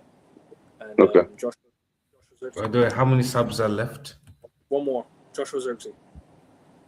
NA. Zax, I'll give him an NA. Yeah. He played the same amount of minutes as Heaven. Cameo, man. Yeah, but I haven't seen him much in the pitch. I'll say 5.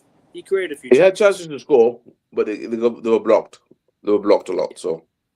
Yeah, so I'll say 5. Not much. Right. Okay, guys. Anyway, let me hop off and go get lunch. I've got to go myself. Guys, hit the like button, subscribe to Kyle's channel. The link will be in the description of the video. Make sure you guys go follow Ray's Instagram as well. The link will also be in the description of the video. Big up everyone. We're 49 subscribers to 600. You know, I'm back live tonight for the Premier League and the NBA show, so stay tuned to all that tonight. And also, people, Formula One is back this weekend, so we are gonna do the season preview in I think tomorrow. And also tomorrow we're doing another Red Army Run Pod show because the Newcastle game is on Wednesday night. So tomorrow we'll be back live again for the Newcastle preview. So make sure you guys do stay tuned to that. Premier League show tonight will be the review of Game Week 28 and review and preview of Game Week 29. So guys, make sure you guys do stay tuned to that. Sorry, excuse me. Yeah. Game Week 29 preview and Game Week 28 review. So stay tuned tonight, people. And also stay tuned for the scheduled shows across the weekend and for some clips. People, take care. Take care, boy. Yeah, take care.